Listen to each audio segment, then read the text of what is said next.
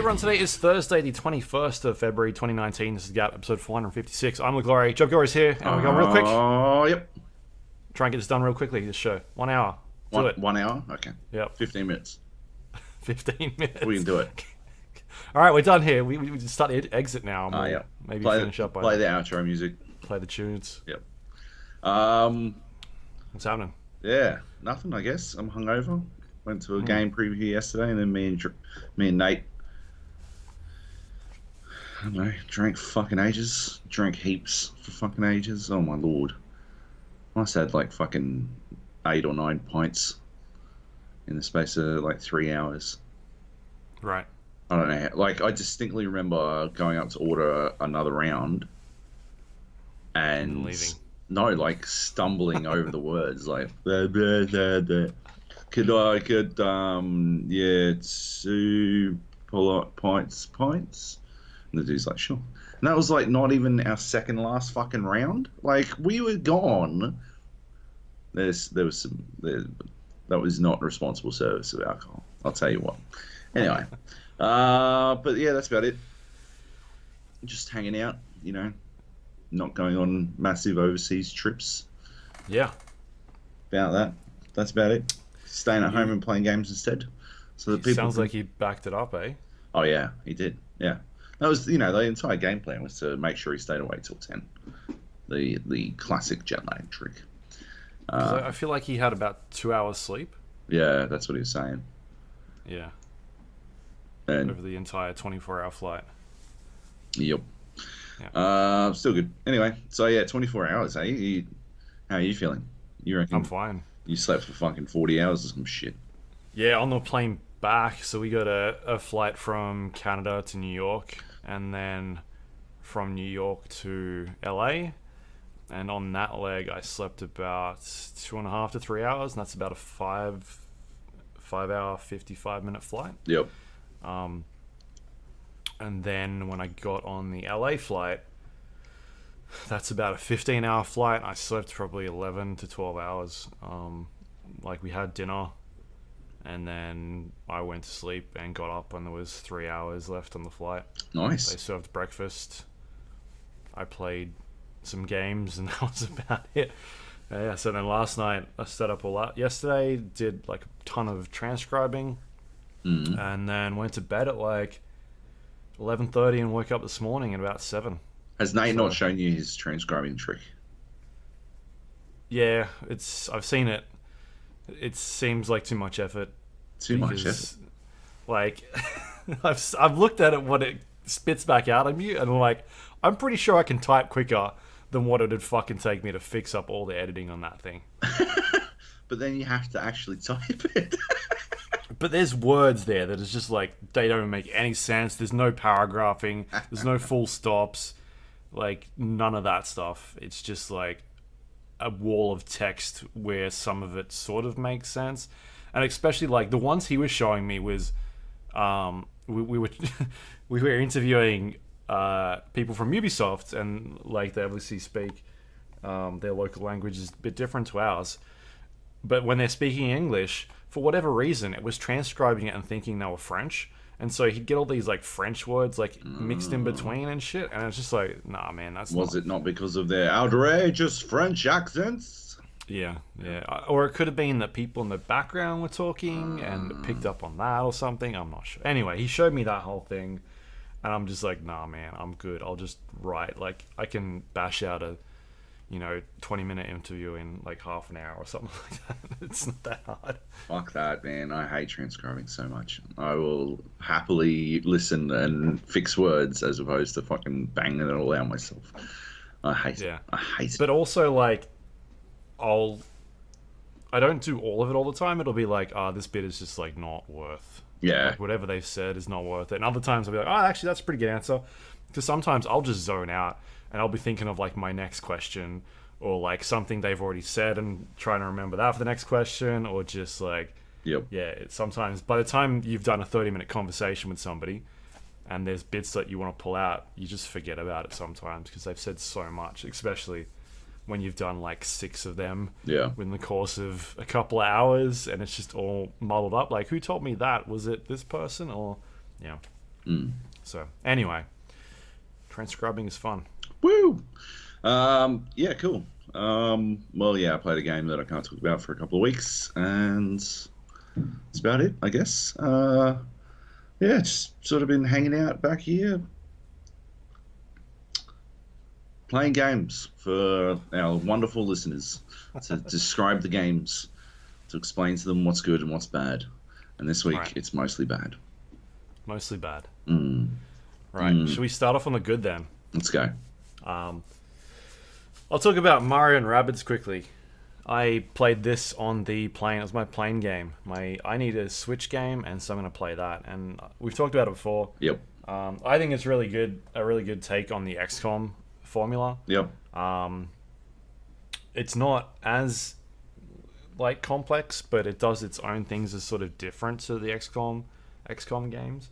But it's also still challenging at some points. Like there's some of the later missions that can get quite a bit harder, and then there's like challenges that it offers up at you to try and make things a bit more difficult. But yeah, man, that game's a lot of fun. I am looking forward to the sequel, because I guarantee you they make a sequel to that. We may even hear about it this year. I feel like 100%. It's probably getting close. That game I think sold really well. It reviewed excellent, so it's a great playing game, because a lot of those levels they can be played in like chunks, like bursts. You don't have to just sit down for hours, but that's the way I kind of played it. So that's all I really want to say about that. Like it's a solid playing game. Like people always ask us for playing games, and I think the Switch on certain games can be good. Look, I will fucking go to my grave kicking and screaming that the Surface with Dead Cells and Slay the Spire is the best fucking playing combo. Full stop. And you don't need a Switch. Fuck that. You don't need a Switch. I'm mostly still angry because my Switch battery's fucked. And every time I go to look up how to fucking replace it, like fix it myself, because I consider myself to be not necessarily handy, but like good enough to replace a fucking battery, my like eyes just glaze over, and I'm just like,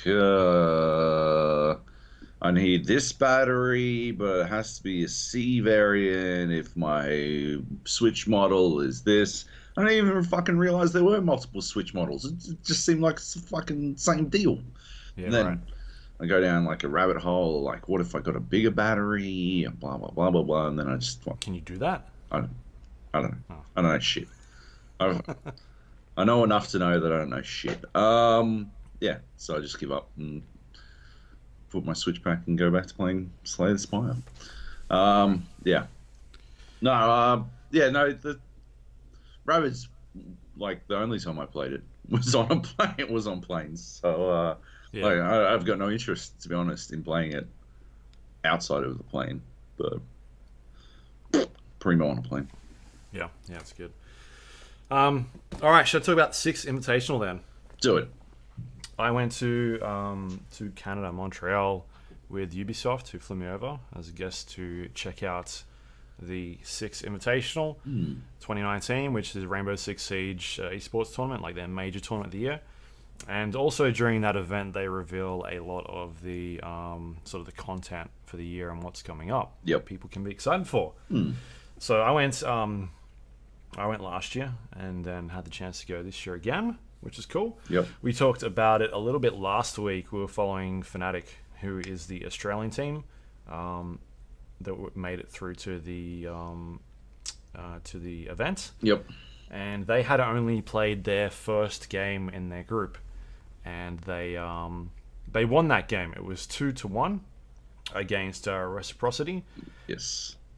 And I think I was saying that I thought that if they played that way the rest of the games, they were going to be in a bit of trouble, at least on the main stage, because they were doing some sloppy things. Did you get a chance to watch it at all? I you did. Haven't seen it. Yeah, at that stage. Well, I'm watching VODs of everything.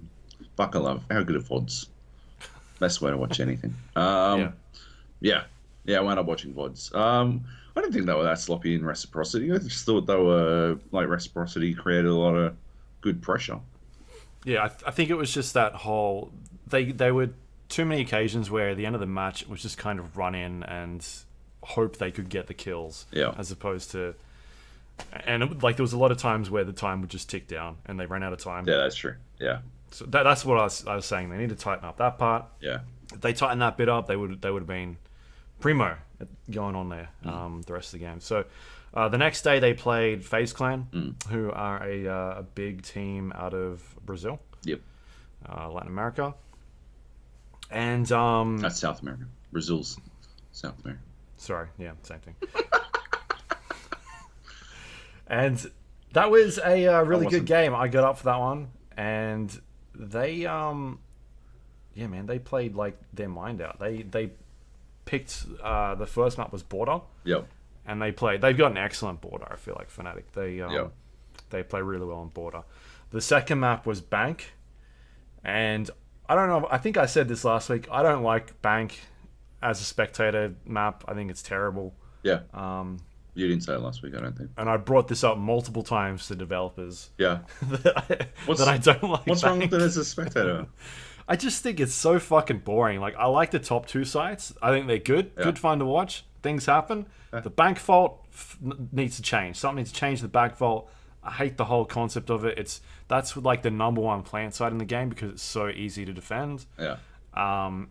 And so all you see is people trying to fucking reverse plant in the back of the vault, and that is it. That is just so boring to watch as a spectating game. You're just looking for one team to screw up. I mean, like, there's some cool tactics that come out in terms of people throwing grenades to try and mask the sound of the plants happening, or bringing out Monties to try and stop, like, people shooting so you can't, like, the Sex Panther move, basically. Yep. They're copying the Sex Panther move. And, yeah, man, I just don't like it. I think it's more entertaining on some of those other, like, plants to watch, at least. That's the way I feel. Yeah. And it's been going on, I feel like, since... It's been a while, like, over a year and a bit. It is kind of narrow, eh? Like, it is just a couple of long hallways and some fucking holes in the roof as the primary entry position. That's where all the plants come from, like, that one spot. Yeah. In that particular corner, most of the time. Like, it's just so stale to watch. That's my major problem. Yeah, that's fair. Anyway. But I really like the other sites, though. That's the that's the what I'm problem. saying. I like those I other really like sites. the other ones, so I don't mind. Like, I think the Vault is an okay payoff, I guess. I don't know. But the thing is, that's the primary one, so you see that. It could be the worse. They could majority be of the playing time. Canal. They wouldn't be. Nobody's playing Canal. I don't know. It's not even like a... I think it's not even like in the ranked... It's not in rotation. Yeah, rotation. Yeah. Yeah. So Bank was a good fun map to watch them play against FaZe. It went to 8-7, so into overtime. The way overtime works in most of these games is you get to 6-6, so six apiece, and then it's best of 3. So you need to get 2 points. If you if you go on Red Bull, you can read a really good piece by Nate. Yeah, which is makes sense. How to watch Rainbow Six. Yeah, we had a lot of discussions about the match and like trying to figure out what the fuck was going on. Fuck, man, and asking PR people and then not knowing. Like, I was literally things. about to punch the fucking publish button on that piece. He's like, "Yeah, I think I fucked up," and I'm like, "What?" And yeah, he's like, "Yeah, I think I fucked up how the rounds work, like explaining how the round system works." And then so I'm waiting and I'm watching the VODs while I'm waiting for him to confirm it, and I'm like, "Oh fuck, yeah, he did." Whoops. Yeah, right. But we fixed it up. But yeah, it's the whole thing's first to 7, and if you don't have a 2-round advantage, so if you're not 7-5 at least, then it'll go to overtime basically. Yeah. Yeah. So yeah. All right. 8-7. 8-7 is... Third map went to Clubhouse, which was, I feel like Fnatic's been playing pretty good on Clubhouse. They played, I think, Rec on that one as well, if I recall. I'm just checking quickly. They did. Yeah, and they won on that one as well. They were just doing really good jobs of like having a team member literally hold a room and having 5 other people on the other team trying to clear that one room. There was stages there where it was like 2 minutes had gone past on the clock. That person, whether or not they die, has done their job because they've wasted 80% of the game time on trying to clear one room, and that's what you want. Like, you want that sort of thing to happen. So they played that. Yeah. They played that Clubhouse really well, and I like the changes that have gone into Clubhouse to make it more viable for a pro game. It sounds like there's still issues with the bar. Like not a lot of teams picking the bar site much, but the other 2 sites are still really fun to watch. Watch what's going on. So they ended up winning that one. Yep. Which means that they basically topped their group. They're at the top of Group A, which is awesome. They were they got like the Team Liquid call as well. Did you see that? Was it Team Liquid that not Team Liquid, Liquid Dota said that OG would be the worst team at the international, and was it Siege GG said Fnatic would be the worst team at Six Invitational, and they topped their fucking group. Hilarious. Yeah, we saw a lot of that flying around. I saw Dizzle retweeted it and was like, I want names of the 2 people that backed us. Yep. It's gold. Anyway. So yeah, awesome stuff from them. It was a tough group, really tough group, I thought. Yep. Not as tough as, like, obviously the group with like G2 Esports in it. Yep. I feel like Group D was also tough with Evil Geniuses, Nora, Rengo, Penta. It's a tough group. But yeah, I think Fnatic did an awesome job in Group A. Yep. So that basically secured them a spot into the top 8, and then main stage, which is where they ended up last year, which was awesome. Yeah. Really good spot. Do we want to just keep going through this part? Yep. Yeah, and then so day 1 kicked off. We were actually at the Ubisoft office in Montreal while day 1 was happening, so didn't actually get a chance to watch really any of the games. There was talk of them trying to move the actual first match, because it was basically an APAC showdown. It was Fnatic versus Norango. And that was one of the things I was kind of worried about leading up until like this thing was, it seemed like the seeding was sort of really primed for an APAC showdown. I didn't really like that because it just meant you're basically knocking out an APAC team. Like, it sort of felt like they didn't want to have an APAC final or something like that to me.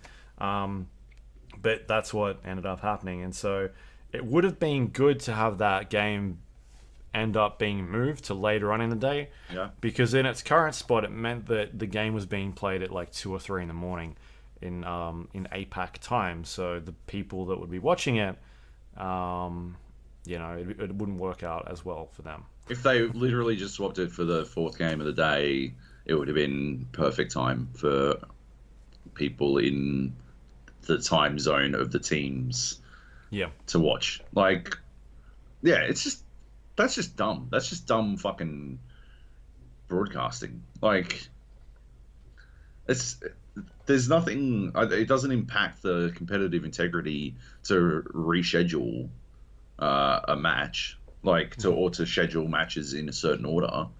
Like, it's not like they drew a short straw and that's why they had to go first. Like, it's literally just the same game played later and at prime time, essentially, for the people at home.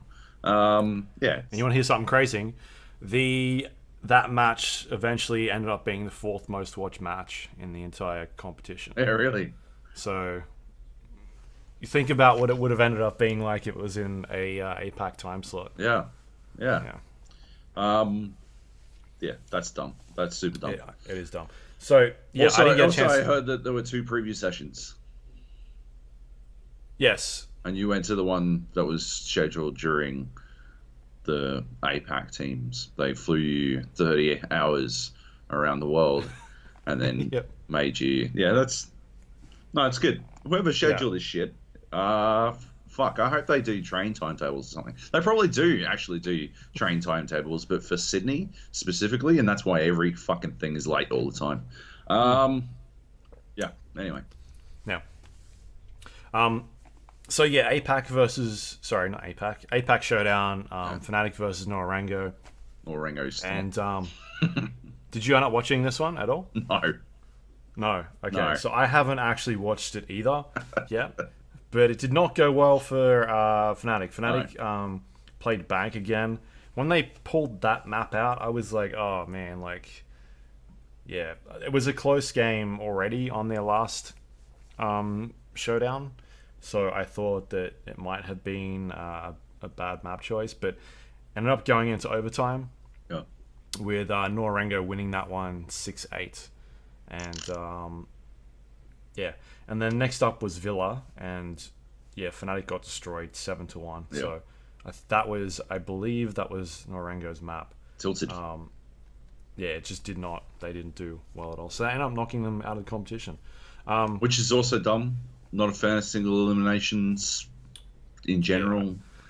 Just, I don't know why you wouldn't maximize the amount of fucking playtime that you can get people to watch.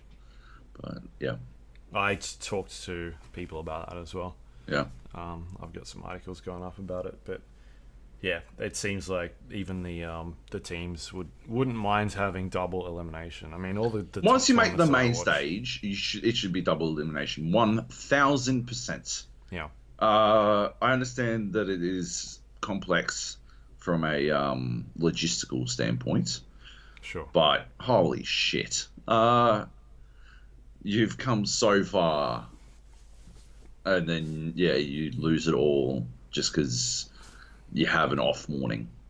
It's especially after sweeping your fucking group, like after cleaning your way through the group to get immediately bumped from to a team that you play fucking all the time as well, no less. Yeah. It's fucking dumb. Yeah. So I spoke to Dizzle about that double elimination, and then they brought up basically the same sort of stuff. Dizzle's the coach manager of Fnatic. Yeah, and that, like, basically, yeah, they play Norango all the time. They know each other pretty well. They can basically have a bad hour, and that will ruin their entire tournament if they've been playing well. He mentioned he would like to see an extra 2 days. He thinks it'd be good. It would mean that the first day wouldn't be also a 12-hour day because it starts at about 10, Right. finishes at about 11. Yeah. And then those next 2 days, grand final day is just the one game. And that starts at like 2:30 in Canada. So you've got all this time to sort of have... I mean, you can stretch it out, is basically what they're saying. Is throw another 2 days in there, have a double elimination. You end up with better games. Double elimination, losers bracket goes best of ones. I still think that would be significantly better than, single elimination anything. It's, I love the losers bracket rematch. I love the fucking losers bracket story. I love seeing, I thought fucking, to go back to the Dota I thought the LGD coming back in against OG for the possible fucking payback time was an unbelievably exciting storylines. I don't know. One best of 5 or best of... Yeah. Were they best of 8? I can't remember. No, 5. Yeah. Yeah. I think it's good stuff. Yeah, it's just stupid. It is. There's a lot that they do with Rainbow Six that I just heartily disagree with. Mm-hmm. Really aggressively disagree with. I don't get it. Anyway. Yeah. So anyway, Norango was a crowd favorite, man. They were so loved. Just because they're their presence on stage. Their coach is super hype. He's always like 110%. They were doing these silly dances during the games, which the Fnatic crew obviously adopted as well. And so yeah, man, like the crowd was 100% behind Norango all of the matches that they played. So it would have been good to see them in the final. Because I think it would have definitely been I think Norango would have been a crowd favorite against G2 in the grand final. Yep. Because Norango ended up getting knocked out in the semi-final. Sorry, the semi-finals. By Team Empire, was it? Yeah, Team Empire, the Russian team. Yeah.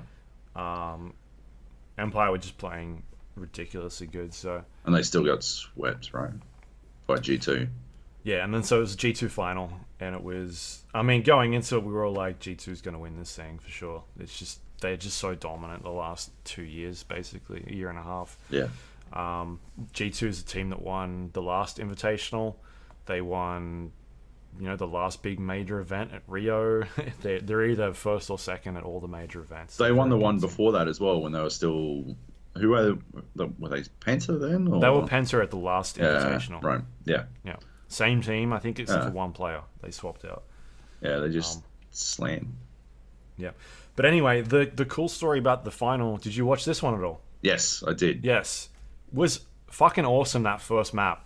It was Coastline, and it went to 22 rounds. Ludicrous. So the way it works in a grand final match is if you end up with a draw, it goes into overtime, and it goes into unlimited overtime where you need to win by 2. Sort of like a tennis, sort of like fucking tennis, right? Where you need to basically best your opponent by 2 points, and that's what ends up happening in unlimited overtime. Yeah. And this game went for ages, like a couple of hours. It was intense, man. It was so good to watch in the crowd.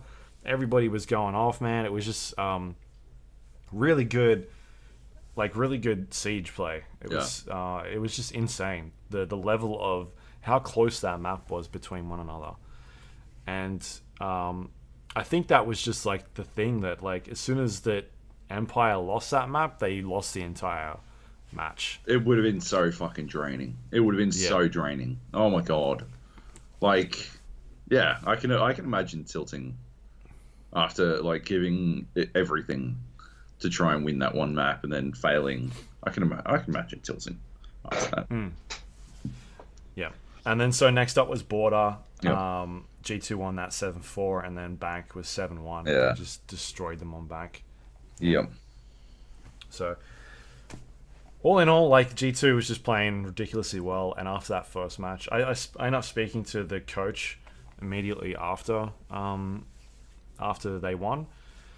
They did their quick ceremony on stage, and then, 15, 20 minutes later, they ended up back in the media room, and I had a chance to talk to their coach straight off the bat. And yeah, man, I basically asked him like what it was like playing in that that Coastline match, because it went on for ages. Like basically what was he telling his team? And yeah, he was saying that he kind of gave them, he felt like they were giving like too much, like they were playing too cautiously. Right. And so they really needed that timeout to tell their guys to just play it the way you want to play it, and they did really well. Yeah. And then he said as soon as they won that match, it seemed like that Team Empire just gave up. Yeah. Because that was it from then on. So. Yeah. I mean, like I think people don't think of esports in terms of momentum, but momentum is so huge in esports because it's so much a mental game, and so yeah, that really changes. It can really change, and like mastering that mental aspect is a huge thing for a lot of teams. I remember talking to like the Aussie coach for Overwatch at the World Cup, and he was saying one of the like biggest things that he reckons the Overwatch League teams, like players, get is tools to manage their headspace while they're playing. And he reckons that's the difference between the custers on the team and the other guys who aren't in the Overwatch League yet. But he still, like, as a coach, he still tries to give them like a crash course and that type of shit. Give the other guys a crash course and that. And I think it's an interesting way to look at like growing your players. Yeah. And I guess it'd help to stop a lot of tilting and stuff. Yeah, right. Yeah. So yeah, he put it down to a bit of that, like just the slugfest, I think was the word that he used. Yeah. The other thing he mentioned was that during the pick and ban phase, the maps, that basically Team Empire kind of fell into their trap of picking a map for them that they were going to choose anyway. Oh. Which was Border. So they ended up picking. They said they banned Consulate, and they thought that like, all right, well we'll end up picking Border for our map, but then Empire ended up picking it for them, and so it was like, all right, now we've got another map we can play instead. So they were just given maps easily, freehand to just go and dominate in. But like, obviously, Empire thought that they would have the edge. Yeah. Right. It's G2. But at the same time, you look at the stats, and Border Yeah. is one of G2's best maps. Right. Like I think they've lost it twice, I think was the stat Eesh. that I've seen. All right. Well, that's kind of nuts. Yeah. Didn't go well for them. And then I kind of asked them about, I'll just keep talking about it, may as well. I asked them about APAC, because I had the time to talk to them. Because I know that when I spoke to Dizzle before the event, they said that they were practicing with G2 again this year. So they practiced against them last year when they were Penta. Yep. And that was something that Penta mentioned to us during our interview last year. So, yeah, I just thought I'd bring it up again and sort of get their opinion on sort of the APAC scene, how it's going, because Norango and Fnatic were a top 4 team at Rio at the end of last year. They both made top 8 this year. Unfortunately, only one can go through because we got paired up against each other. Yeah. So we had a Norango go through top 4 again. Mm-hmm. And he basically said, like, flat out that last year he didn't really think they deserved a spot. APAC deserved 2 spots in the competition. That APAC really hadn't proven themselves at any of those tournaments before, because they were very new in the scene. And he said that basically APAC is now one of the best teams in the world now, and Regions. They wholeheartedly think that they can hold their own with any of these teams. Yeah. So they've APAC has really turned it around in terms of Siege. The last year, they've proven that even though we're so far away, if you put a good pro scene together with a good tournament structure, you can go head to head with any of the teams in the world. So, I think we've said this before. I think Rainbow in Australia and APAC is one of the best top competitions that's going right now. Yep. The way the tournament structure is great. Ubisoft supports it so well around here. It's really good. Mm-hmm. Yes, that was good. They ended up winning. So the prize pool was $2 million, capped at $2 million. It went way above 2.5 from what I was told. Oh, okay. By the esports guy, and they capped it at $2 million, basically so that they could redistribute the other winnings or the other the 500,000 or what it was above that to the other tournaments throughout the year, so that they were a bit beefier in terms of the money. Okay. So G2 ended up winning 800,000 from that tournament, which is awesome. Well, that's really good for them. Yeah. Yeah. So yeah, really big competition. It's I think it's in the top 10 now in terms of esports prize winnings. Right. At least Rainbow is. So it's done well.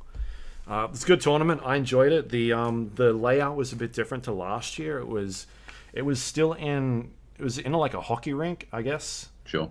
Is what it's usually used for. That's any big building in Canada, isn't it? Yeah, it's the only one.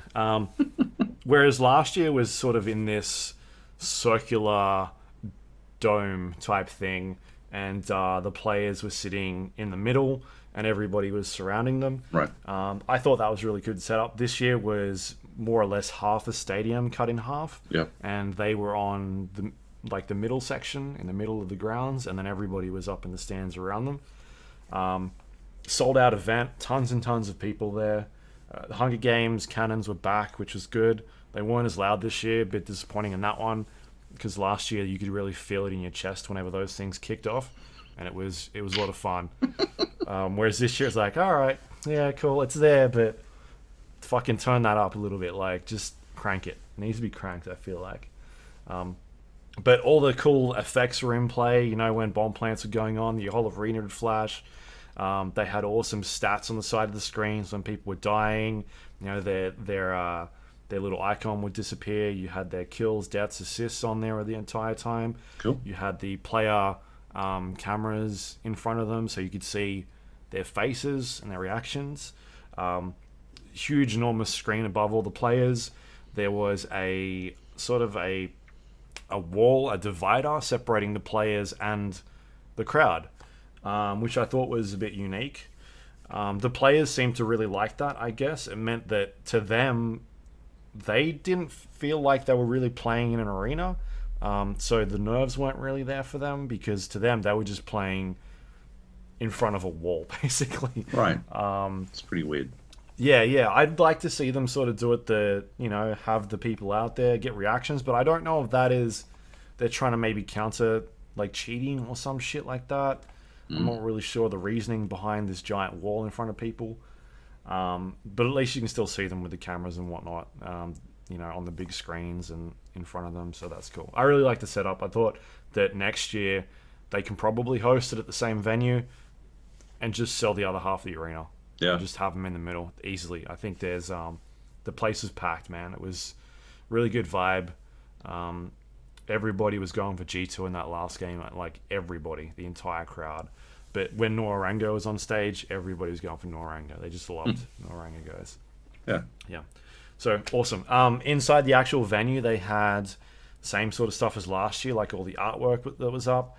They had a bunch of walls around the place that were kind of dedicated to looking at operators and sort of the history behind them and their concepts. They also had concepts up for Rainbow Six Siege, like the idea behind Rainbow, and right. You could look at like giant pieces of paper of drawings of people putting together sort of the design of how some of the game would work, things like barricading walls or breaching walls, things like that. So you get a feel for, all right, this is how Rainbow started. It was on a piece of paper, and eventually people went from there and did early tests. So they had videos running of like really early like levels of destructibility, really gameplay, like alpha gameplay videos up, and you can kind of get an idea of how Rainbow started to where it was 4 years later, which is really cool. They also had I believe they had Outback playable or Burnt Horizon playable there as well, right? Which is cool. They did the same thing last year. After the embargo drop, people can go and play the new content. Yep. But all in all, yeah, it was a really good event. I felt like it's getting like huge, man. Rainbow, I feel like even looking at my Twitter, there were people in the States that were watching it, like a lot of media people. Yeah. It seemed to be doing really well on Twitch. So yeah, I think it's in a really good spot. It's getting bigger and bigger, which is awesome. Nice. So now what I'll do is I'll talk about some of the Year 4 stuff that they talked about. And we spent basically a whole day at Ubisoft Montreal looking at the future of Rainbow Six Siege. Everybody knows we're pretty big fans here of the game. I would say that I wasn't particularly a fan of the last update with Nomad and Kaid. I feel like didn't find the map very interesting. Yeah, didn't really like I think the map. Nomad was cool, but I didn't find much. Wasn't that thrilled. Kaid in casual play, at least, like it's like, yeah, okay, whatever. Like you don't really find much use for her. I feel like she has these traps. High for entertaining, but yeah, she's an attacking operator. Yeah, with traps. Yeah, that you can kind of pull on the ground, and when defenders would run over it, sort of like launch them in the fucking air and stun them. And then Kaid is a operator that I've just drawn a mental blank What was he doing? I don't know. I barely played him. Oh, the hatches, the fucking hatches. He's like Bandit, but with Yeah. a throwable device that electrifies things within the environment. You can electrify hatches or barbed wire. It's just not deployable very shields. flashy, you know? Yeah. My whole concept was like, I don't understand why he's in the game. You've got Bandit, just redo Bandit. Yeah. Like if you want that.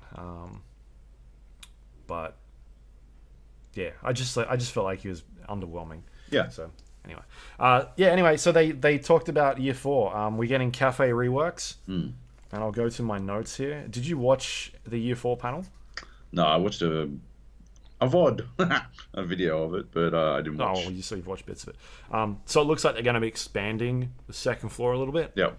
I guess it was a bit too sort of tight. You'd had the roof access and getting in through the windows, and a couple of, I think there's 2 hatches up there. No, there's one hatch. One hatch on the stairwell. Yeah. Yeah, near the giant dining room. So they're going to be expanding that bit out a bit. Downstairs in the bakery, they'll be redoing that. And they'll be moving the bomb site a little bit. I don't know where. They didn't show us any of that bit. Top floor will also have like a lot more. You'll be able to walk over that door into the library area. Yep. Which I think is a pretty good idea. Yeah. Because it was So sort they of moved the wasted staircase. space. Right. I didn't see the Downstairs as well. You know okay. where the Christmas tree normally is? Yep. In the bar? They've moved that staircase to the other side. Sort of, it looked like towards the entrance wall. Right. Yeah. Okay. Anyway. Second map they announced was Canal. Canal. Yeah. Fucking, that should have been the first one they announced. It should be the fucking, like, highest priority is fixing it to be not an absolute garbage map. I don't know how you'd do it. Probably delete half of it, but like, I feel like they're struggling with that one. yeah, little bit. I wouldn't be surprised. It's so bad. Because I had heard that it was going to be the first one out of the gate. But now it's looking like season 3. So they've still got a couple of months left to go on that one. Yeah, 100%. But they talked about changing the bridge, and we changed the bridge that connects 2 big buildings. You got like the boathouse and the giant office complex, I guess, whatever it is.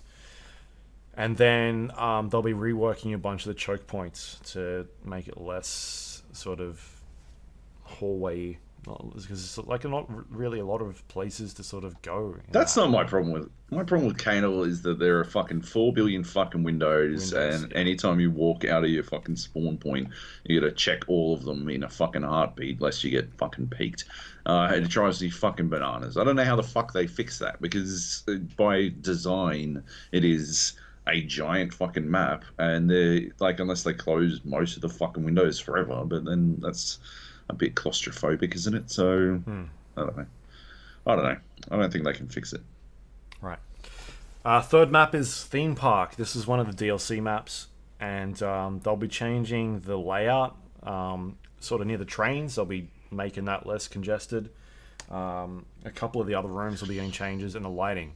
They'll be fixing up the lighting because they're saying it's too dark in certain areas and too bright elsewhere. Sure. Basically try to make it less maze-like, because it's a bit of a maze at the moment as well. So I'm not a huge fan of Theme Park. I think there's some places on that map that are really fun to play, but for the most part, I feel like it's too big. You get lost in it too easily. For me, as someone that doesn't play it all the time, and it's obviously not a good competition map either because it's not in rotation. Oh my god, could you imagine it in competition play? Like, Yeah. it would be Peak City. I don't think, like, you'd have no reason not to have fucking everyone that's just peeking. Like, spawn peeking their fucking balls off, because why the fuck wouldn't you? At the very least, you'd punch out every fucking window. Just to, like, it'd take you fucking 40 minutes to walk out of your spawn. You'd have 20 seconds, and you're only just getting to the fucking door. Yep. Christ. Yep. So there were the three maps they're calling reworks. You might remember last year they What was the third did one? Cafe. Canal, Theme Park. Oh, Theme Park, right. Yeah. So yeah, last year they talked about how Hereford Base would be a rework. Yeah. They've changed their naming of this a little bit, and Clubhouse was a map buff. If you remember that one. That was a really good one. Really good fix. Yeah, and so this sounds like it's a map buff, but they're changing the name to reworks now. Yeah. Hereford Base, from what they're saying, was like a one-off thing. That it doesn't sound like they're going to do that sort of thing again. They're going to focus on sort of the fixing up all the maps, which is good. We've got one new map coming this year, Outback, and then they're fixing the other maps. And I think they're at a point where they're pretty happy with the amount of maps that are in the rotation or in the pool. There's no point adding all these, a new map every 3 months. Because, yeah, as we've said, like, you and I, we play these maps and we get lost in them. And when we jump in every once in a while to play it, like, getting to learn them can be quite difficult. So I think they've got enough at the moment. Making them competition viable is the next step. So that's a good spot. Yep. They talked about reverse friendly fire. So there's a new fix in it they're working on where if you kill someone in a team and then you start damaging other players on your team, you will automatically start taking that damage instead of them. Yep. Which seems like a good fix. Yeah. It's a good fix for the, like, trolls. Like the going in to just murder everyone types. But it does sort of still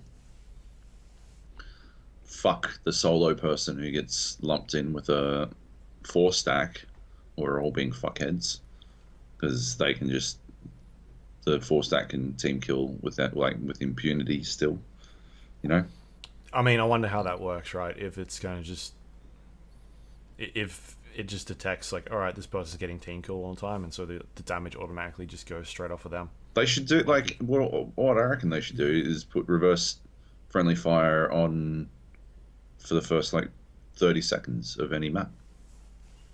Right? Like, that way, yeah. But then there's nothing to stop someone following someone else around and doing it. Yeah. Waiting for that 30 seconds and then just killing them straight away. That's fine. Like, if that's 30 seconds of their own time that they've pissed away as well. That's, like, if they're going to go that hard out just to do it, then they're going to find some other way to do it anyway, right? Like, it should just be I just think it should be instantaneous, because there's no, like, the reason the first team kill is not punished is because they don't want, like, accidental, like, the just general casual playlist type shit where someone strafes in front of you while you're fucking shooting and you pop them in the back of the brain and send their eyes flying down the hallway. Like, that's, you can't punish that. But if, like, there's no way that's happening inside the first 30 seconds. So, like, there's no way you're in an engagement with other players in the first 30 seconds, except in extremely odd circumstances. So, yeah, I just don't think. I think it'll be a good one to have it triggered on time. I don't know if they can or not, but whatever. Yeah, I have no idea how it works at the moment, other than they've showed off those specific parts. They talked about improved casual play. They're putting in a smaller playlist, so you'll be able to click on casual, and then it'll throw you into, like, a rotation of, I guess it's like 3 maps, it looks like. No, that's the noob one. That's the newcomer rotation. That's not the casual rotation. Isn't that the same thing? No. Right. Because if you're under rank 50. Yeah, if you're under rank 50, you go into the regular old casual playlist. Yeah. Which is literally every map. Like, every map is available in the casual. The newcomer one is something you have to choose to go into, I believe. Right. Yeah. Yeah, and that's the 3 maps. That's just 3 maps. And is it like a restricted pool of operators as well, or is that just because they're new? I think they're just new, so they don't have operators. I'm not 100% sure on that. But yeah, smaller map pool to sort of get people into understanding the game a bit better. Do you know what the maps are? No. I mean, they showed the stuff they went into during our presentation and what they showed on the actual stage was very different. Like, I have a lot more notes Right. during the one they showed on stage, because like, what the fuck? They didn't talk about any of this stuff. It seems like they went into detail a lot deeper for the people that played the game, as opposed to media that were just there to cover it, which is, for some of us, I would like to go deeper. Fucking idiotic. Oh my god. Yeah. What's the point? Oh my god, why would you fly people so far around the world? Oh my god. That's amazing. And so the other one is they're changing ranked play. It's coming out of beta. Looks really snazzy. They've got a lot of stats on there now, like tracking your performance and whatnot. They're throwing in picks and bans into that mode as well, so you'll be able to ban operators and the same way I guess the esports mode works. So it's basically in line with that now, which is cool. That's kind of the way you want it. Yep. So yeah, looks really slick. They talked about how they're going to be improving the pick screen as well. It'll be like a operator album now with your characters all lined up, as opposed to, at the moment, it's kind of like the little icon that shows you their ability. Whereas they want to go for a bit more like focusing on characters a bit more. Like these are the operators you want to pick. So that's kind of a cool thing that they're looking at the moment, which is fun. I'll go into my other notes that I've got here. They're changing a couple of buffs and nerfs to some of the characters. Ashe is removing her ACOG, and that's kind of a test to a bunch of the attackers at the moment have these ACOG sights with scopes on them. Yeah. And they want her to sort of, I guess, not be standoffish. Like, if you're going to breach a door, right, we don't want you standing at the back. You've got to be close up. That's ridiculous. Ashe, because Ashe at the moment is one of the most picked characters, and they're trying to look at ways to sort of bring her down a little bit, and that's one of the ways they're sort of investigating that, I suppose. Yeah. So they'll toy around with that one and see how it goes, and if it works well, maybe some of the other characters will lose their ACOGs as well for the attackers. Right. Yeah.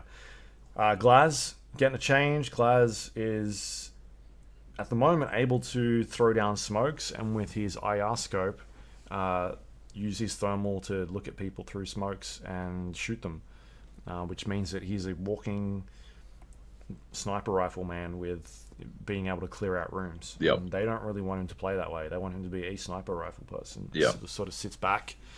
And it's an interesting change, because the way it works now is you throw a smoke down, and if you're moving, your thermal stops working, and the moment you stop, it clicks back on, and you can see the outline of the person.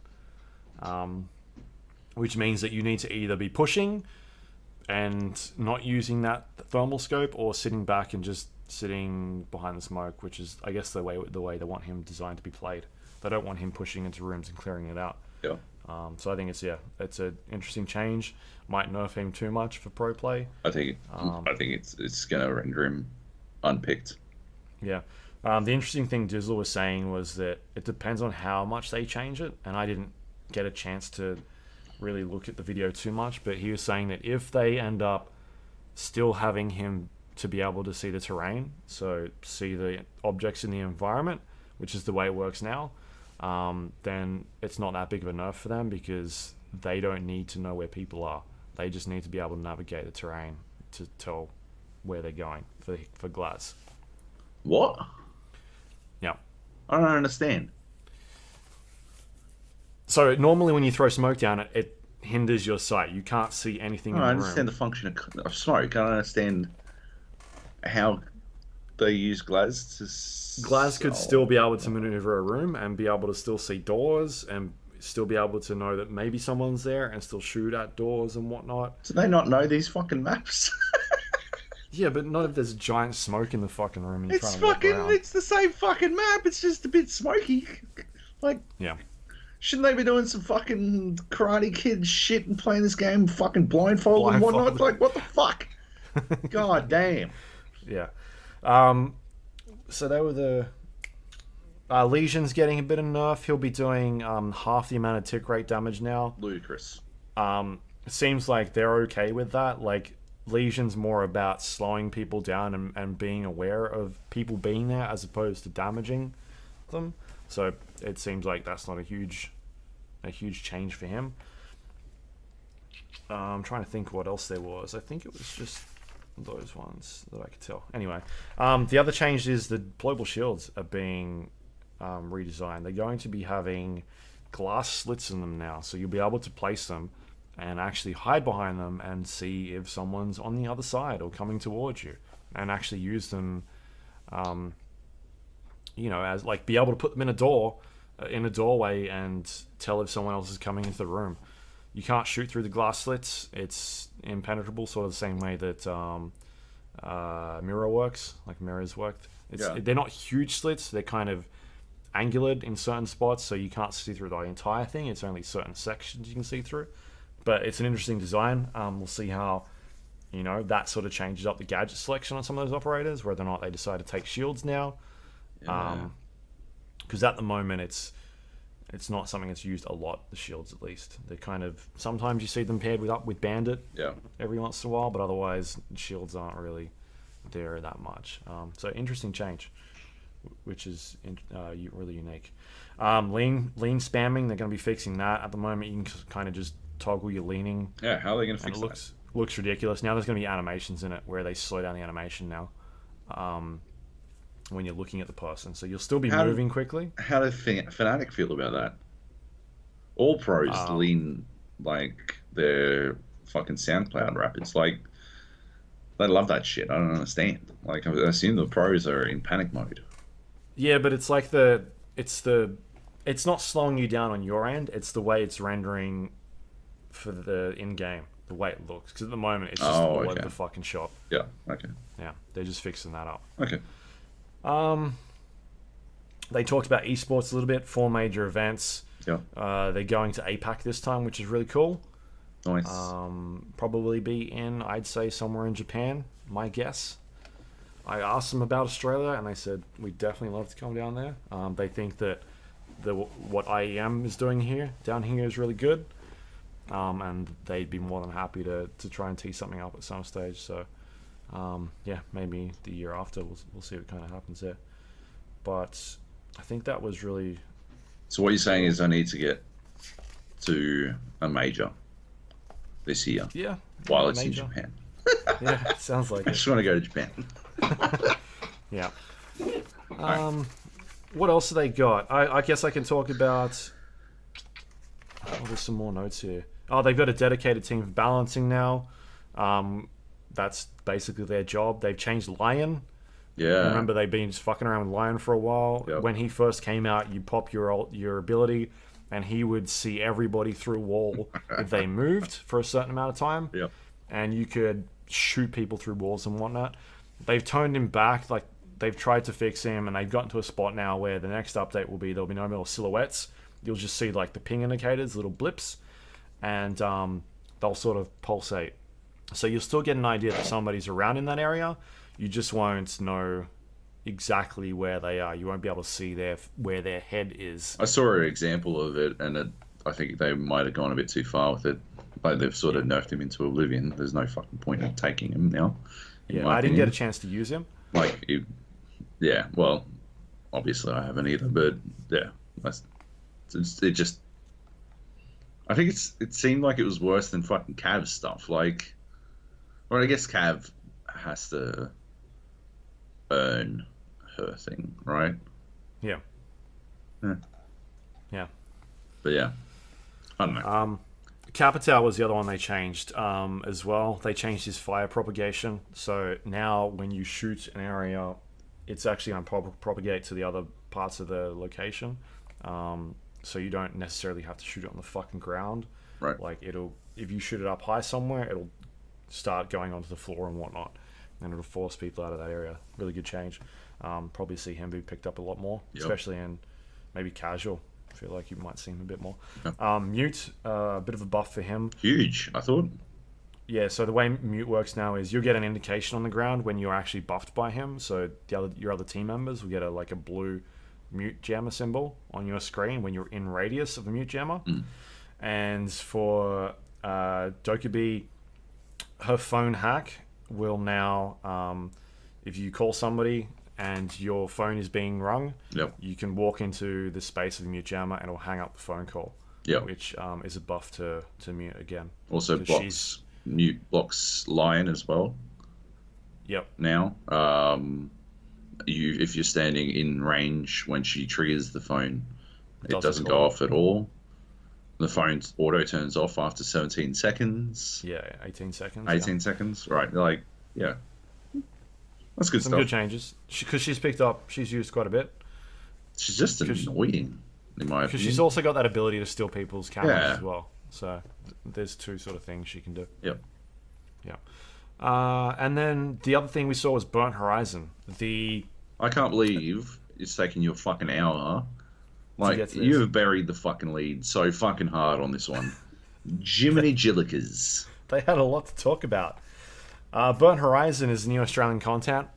We've been asking for it for a while, and it's finally here. We have two new operators, Gridlock and Mozzie. Gridlock is a 3 armor, 1 speed attacking operator with a trap, which is really interesting. She's got this like barb stinger device that she can throw out, and it basically starts spitting out these mats with these spikes on it, and it's basically like replicating the entire time, like across the floor. And I think it ends up spitting about 12 of these mats, and so you can cover a pretty decent area. And the mats, they're sort of like a circle or a hexagon, something like that, and they've got spikes on them. And if an enemy walks through them, they get damaged.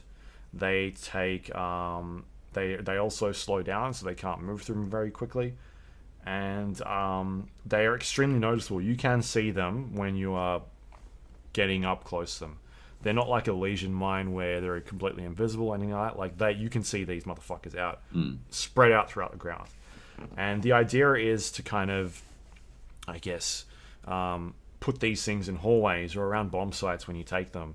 And it's an information game now, because all of a sudden, if the defender needs to get through that hallway or back into that bomb site, they need to destroy these mats. And they can do that by shooting them. It just takes a single bullet. You can blow them up with explosives. Any way that you kind of want to get rid of them, with grenades, impact grenades, and they'll be destroyed. But what you're doing then is giving the other players information that somebody's there. Yeah. Which is a huge thing. She's really interesting to play. They do 10 damage. They do a lot of damage. They're fucking crazy. Yeah, they may end up nerfing the damage on her, I feel like. But at the same time, they're not hard to like miss. You can see them all over the place, because they just carpet the ground. There's so many of them coming out. They may even seems like there's too many of them, and Yeah, they they do may way even too get much rid of them damage. out. Like, Jesus Christ, how many fucking spawn out of one? Like 9 or some shit. I think it's 12. Oh my god, that's ridiculous. I thought I heard someone say 12. That is And so crazy. the way that this device works, when you throw it on the ground, it starts spitting out all these maps all over the place, and the mats take a little while to sort of deploy. And if if a defending operator manages to shoot the device, then it stops. Like, that's it. The thing won't spit out anymore. You kind of counted it. She doesn't really have any counters. Doesn't really affect their ADS system that Jaeger has. So it's not gonna. You could throw it into a room. It won't trigger Jaeger's ADS. But if somebody's in that room, they can obviously shoot the device. So yeah, it doesn't affect like anything. She doesn't really have a hard counter in terms of what is out there. So that's kind of interesting. I think she'll be picked up as a fun operator playing casual for sure. Like, she's not one of those operators where people will she'll come out in casual and like no one will play her. Like a Vigil, you'll see it every once in a while. Yeah. I feel like you're going to see her a lot because she's fun to play. Yeah. Which is really cool. She's got an F90 assault rifle and an M24 saw as her primary. Her secondary is fucking amazing. It's super shoddy. Yeah. It's got a stupid amount of bullets in it. It destroys holes in walls really nicely. It's really fun. It's a really good gun, really good to play with.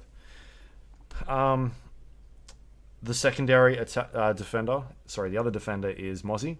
He is a 2 armor, 2 speed operator, and he has these like tiny drones that he can throw onto surfaces, and he's got 3 of them at the moment. And what they do is, it's called a pest. If an attacking drone comes into his radius, or the radius of the pest, then this thing basically jumps off and latches onto the drone and takes control of that drone. So you've stolen a drone from the enemy team. You can control it. You can do whatever you want with it. If it's a Twitch drone, you can take the Twitch drone away and zap people with their own drone. It's it's basically like a really easy way for you to steal attackers' drones, which is huge. It's massive for competitive play, at least. Yeah. And the way it sort of takes a little bit of time for it to set, but you can, like, if there is a drone coming towards you, you could throw it at the drone and maybe catch it, or throw it in the drone sort of where it's roaming over to. Or you can set it up behind a door and latch it to a door, and when a drone comes into that area, it'll be taken control of. There is like an indicator that when you're nearby one of those things, sort of the same way that mute works, where the screen sort of goes fuzzy with mute. Right. I'm not sure what it does with Mozzie, because my headphones weren't that great. Oh, okay. But there is some sort of indicator that when you're near one of these things, you'll get a notice. So it's not just like you're losing drones all over the place. But he's fun to play as well, because you can just, at the start of the match, if you play in casual, you can just steal a bunch of drones, and that's it.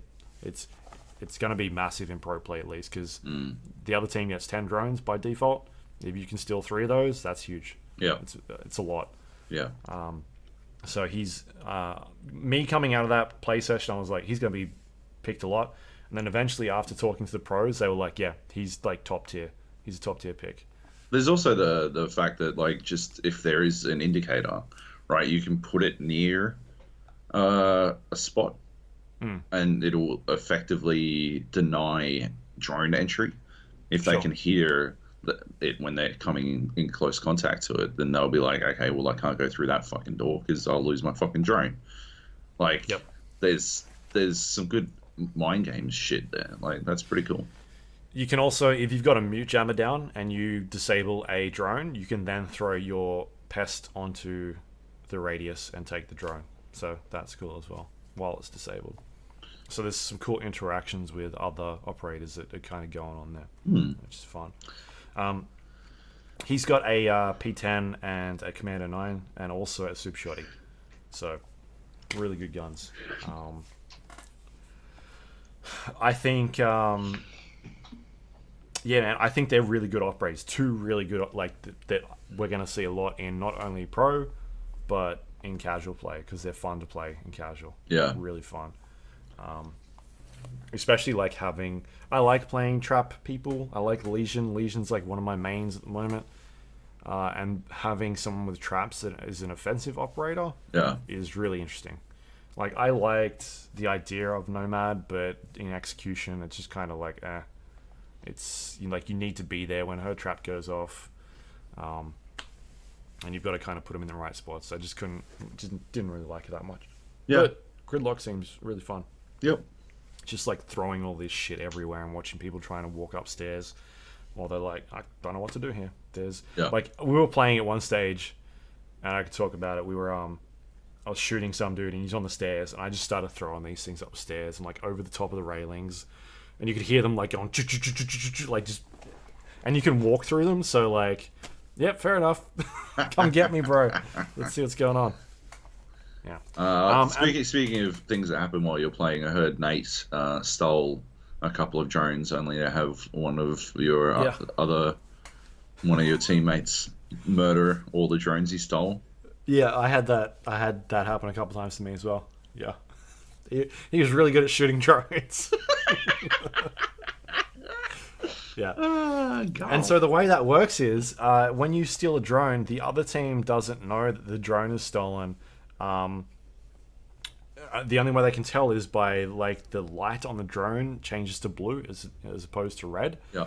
And if you're on the defending team, you can tell you've stolen a drone because they've got a white outline on them. So it's like, hey, don't shoot these drones unless you don't really play this game much. In which case, you'll shoot the drones. So yeah, that's really cool because it turns it on its head all of a sudden. It's like, shit, is that one of my drones or is that someone steal a drone? play some mind games with you. And then Outback was the new map announced. It is officially called Servo in Australia, unofficially called Servo in Australia, and we're trying to get them to change the name. We had a chance to play this. It is a medium-sized map, not as big as some of the other ones they've done before, like Villa, Fortress, like some of those really large style maps that you get lost in, which is awesome. It feels really fun to play. It's a 2-story sort of level. There's no basement. Yep. It's extremely Australian. Like, they have gone ridiculously over the top in their Australian references and Easter eggs. Like, when you look at some of the past maps, you kind of like, you get a feel for them. Like, Yachts is not really like the Frozen one. It's not really something you associate with that country. Like, even the Japan map is, you look at it and you're like, okay, yeah, I get it, but then you go inside and whatnot. It's not as detailed as what this Australian map is. There is just shit everywhere. Like, it looks like they typed in Australia into Google, and I asked them this. I was like, how did you do? Like, where did you get all this from? They're like, yeah, Google, basically. And that's what it looks like. They just typed in Australia into Google, and they were like, let's grab all this stuff, and we'll put it in the map, and we'll go from there. They did get a lot of flack on social media for the map, in terms of references and whatnot, by one, also known as Joab Gilroy. The thing is, the trailer that they put out was an old trailer from an older build, and so a lot of the mistakes that were in that were have already been corrected in the build that we played.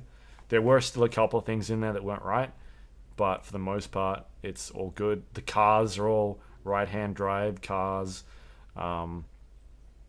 Yeah, it's just like down to that detail of like, check all the cars, make sure they're all on the right-hand side and not left-hand side drive cars. Yeah. But there's just stuff everywhere. Signs referencing Australia. There's Easter eggs. There's Crocodile Dundee things in there. There is just a lot going on in terms of Australia references. I feel like it's the most they've done on a map, and they're going to regret it because they'll miss things and people will whine about it and they won't hear the end of it, which is cool. It's split up into like 3 sections of the map, which is really easy to navigate. When we were playing, I never felt like I was lost at all. I knew where I was at all times. And that could be my only criticism, is that maybe it is a little bit too small for pro play. Right. But I guess we'll see, right? We'll see how that kind of plays out. There are some smaller maps in. They were saying in the video introducing it that like the sections are color coded and shit. Yeah, that's really smart. So you know kind of where you are in the map. Like, when you look at it, like, shit, I don't know, I'm running in circles. It doesn't feel like a maze. Like, you're going from one spot to another because it's all, you know, you're in the green section, you're in yellow, and now this one's red, which is really cool. They've got these. There is a bull riding room. I know, like, I was like, I've never seen a bull riding in Australia, but apparently there is a lot out in the country. It's a country thing. I've not been out of the country much, but it's apparently a thing. I traveled all the way through the back part of Eastern Australia. So just shy of, I guess, the border to Northern Territory on my way down to Adelaide. Yep. Went to a fucking lot of pubs. A fucking ton of pubs. Yep. I do not recall ever seeing a bull riding machine. Yeah. Neither have I. But there were people on this trip that have seen them out in the wild. Sure. Yeah. There is a giant plastic shark in one of the rooms hanging from the ceiling. There's dartboards, things like that. I don't know if there's like a buck hunter somewhere, but there might be. It better be. There's like a restaurant with kangaroo steaks on the menu. Kangaroo bacon? Yeah, right. I've never seen kangaroo bacon either, but I think it's kangaroo and bacon, maybe. Maybe. Right. There's a room with like a car workshop. We were calling it the car hold, which is good. Yeah. The car hole. Yeah. That's the new official name. Which Which is really cool. Yeah, man. All in all, I thought that map was really good. On the stream, they said that the map is 90% destructible from upstairs or something like that, which is nuts. Wow. Yeah. I was running around with my super shotgun, and I've got footage of the map, and I don't know if I recorded this part, but I was blowing up a lot of fucking walls. Yeah. Awesome. Which is cool. There's a lot of holes. So yeah, if you're watching this on the YouTube, I've got a bunch of footage. We played against some Russians, which was a lot of fun. Team Australia versus Team Russia, so it was Fnatic versus Empire, and yeah, I destroyed them. You destroyed them. I think there was like one game where I just aced the entire team. They hadn't even gotten into the defensive room yet. I just fucking obliterated them. Awesome. So I ended up topping that map, and then the next map I started playing some defensive operators. Like I started playing like Monty. And that didn't go very, very well. At one stage, I had two guys cornered in a room, and they didn't know what to do. And I'm like, I need help up here. Like, someone come shoot them. And I must have been in that room with these guys for about 30 or 40 seconds while they were trying to figure out how to kill me. And nobody came to help. And eventually people came in, and then like they were shooting each other. We were getting like team kills and shit because people were running in front and whatnot. But anyway, it was fun. Yeah, Nate and I definitely held our own on those maps. It was really good fun. Nice. But yeah, it's a great map. I dig it. I think it's one of the best maps they've done. I talked to the pros a little bit. They hadn't played it, this version of the map. They played some earlier ones where there's no textures. Oh, yeah. Yeah, and they think it's really good that they kind of going back from those large scale maps and something that's a bit more smaller. Yeah, right. Which is awesome. So Cool. it was fun and plays fun. So I think that's about all they told us about. Cool. Yeah, man, Fnatic guys were awesome. They were really cool. I love hanging out with them. They're all fun, really down to earth guys. We went out for dinner one night, and like they just like Riz Raz would not shut up about Rainbow Six Siege. He just wanted to talk about Rainbow Six Siege. Like he's the type of dude I feel like that is a very strats heavy guy on that team, because he was talking about. He was talking about the new changes that were coming out, and like he was just so amped to talk to other people about it. Yeah. He was so excited. Cool. And he was the same way last year when we were talking with some of those operators like Lion and Finker. Like he really wanted to talk to other people about how they worked and like theory craft ideas. And he's a cool dude to talk to. We were at the first day we were there. I was standing outside.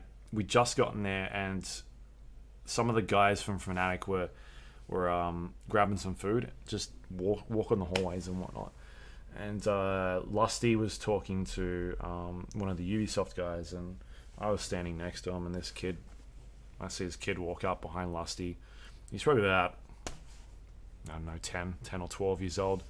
And his dad's standing next to him, and he's just pointing to his dad, and he's like, oh, it's Lusty. And he's just standing there just looking at him. And then I like grabbed Lusty, like tapped him, and was like, I just pointed to this kid, and he turned around and said hi to him. And this kid's like, he says to Lusty, what do you say? He's like, oh, I'm so proud of you, Lusty. You guys played so well during this competition. And he was like, oh, can I have a photo and whatnot? I was like, oh, fuck my heart. That's extremely wholesome. That's awesome. Yeah. So just like that sort of thing of like these guys are just walking around in the hallways. Like all of the teams do that. Yeah. They're super friendly to everybody. They're signing T-shirts the entire time.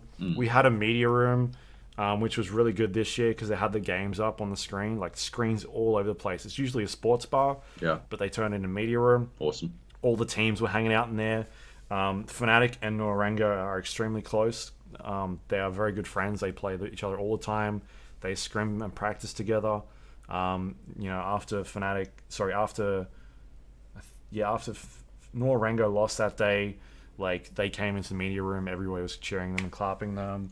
I was doing my interviews, and the Norenga guys were coming and hanging out, talking with the Fnatic guys. Like they're just really close with each other, which is cool. It's a really awesome vibe. Everybody is really friendly. They all know each other. They all play each other. Yeah. Even going down to like G2 playing the Fnatic guys. Like yeah, it seems like a really close knit community, which is cool. Right. So yeah, awesome event. I dig it. It was a lot of fun and some cool change coming up. Looking forward to jumping in with you guys.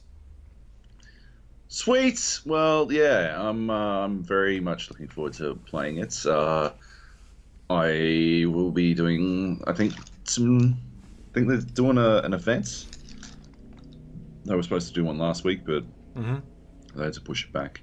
Uh, so I'm going to go play it at a preview event and check it out there. But I might grab the test server and play it on there as well, just to get a bit of a head start, so I can jump in and write this preview stuff. That's for IGN, which is cool. Cool.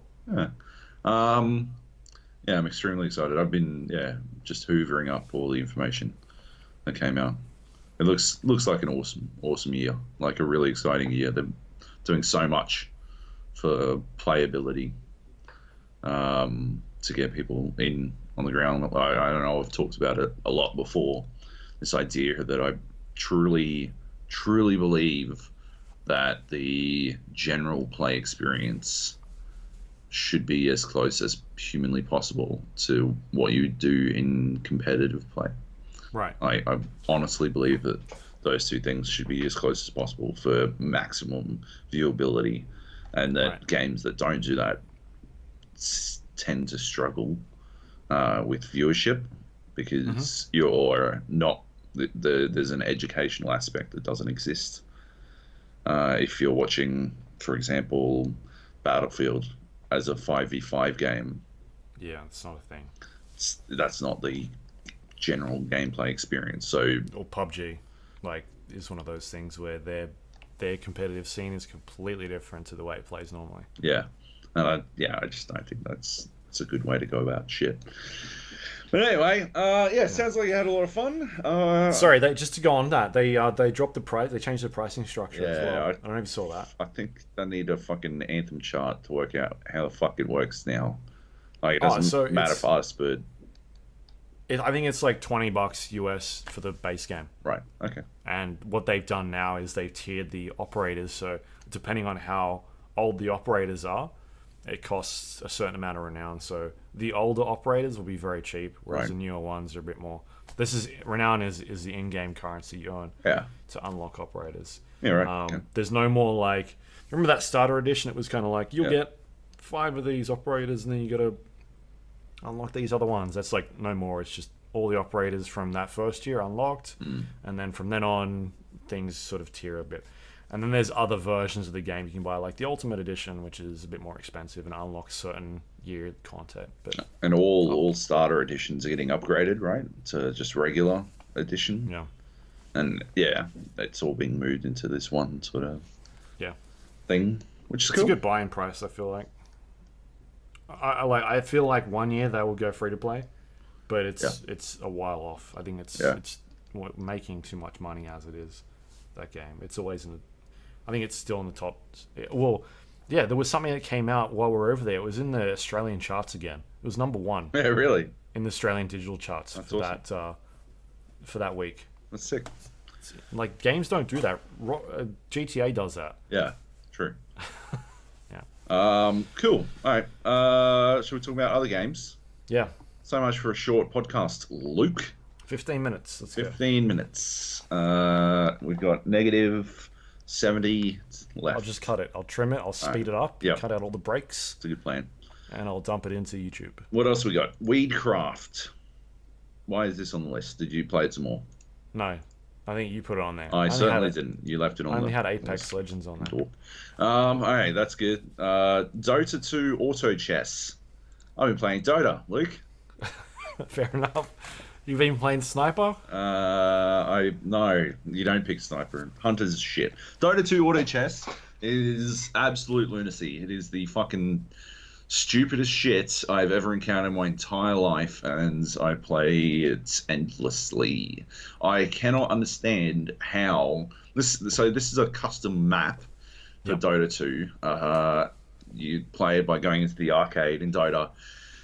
I cannot understand how this ever got traction. To have any fucking idea of what you do in this game, you need to watch fucking like 2 hours of fucking videos, and you still have zero hope of having any idea of what the fuck to do. That is just to basically function in this fucking insane game.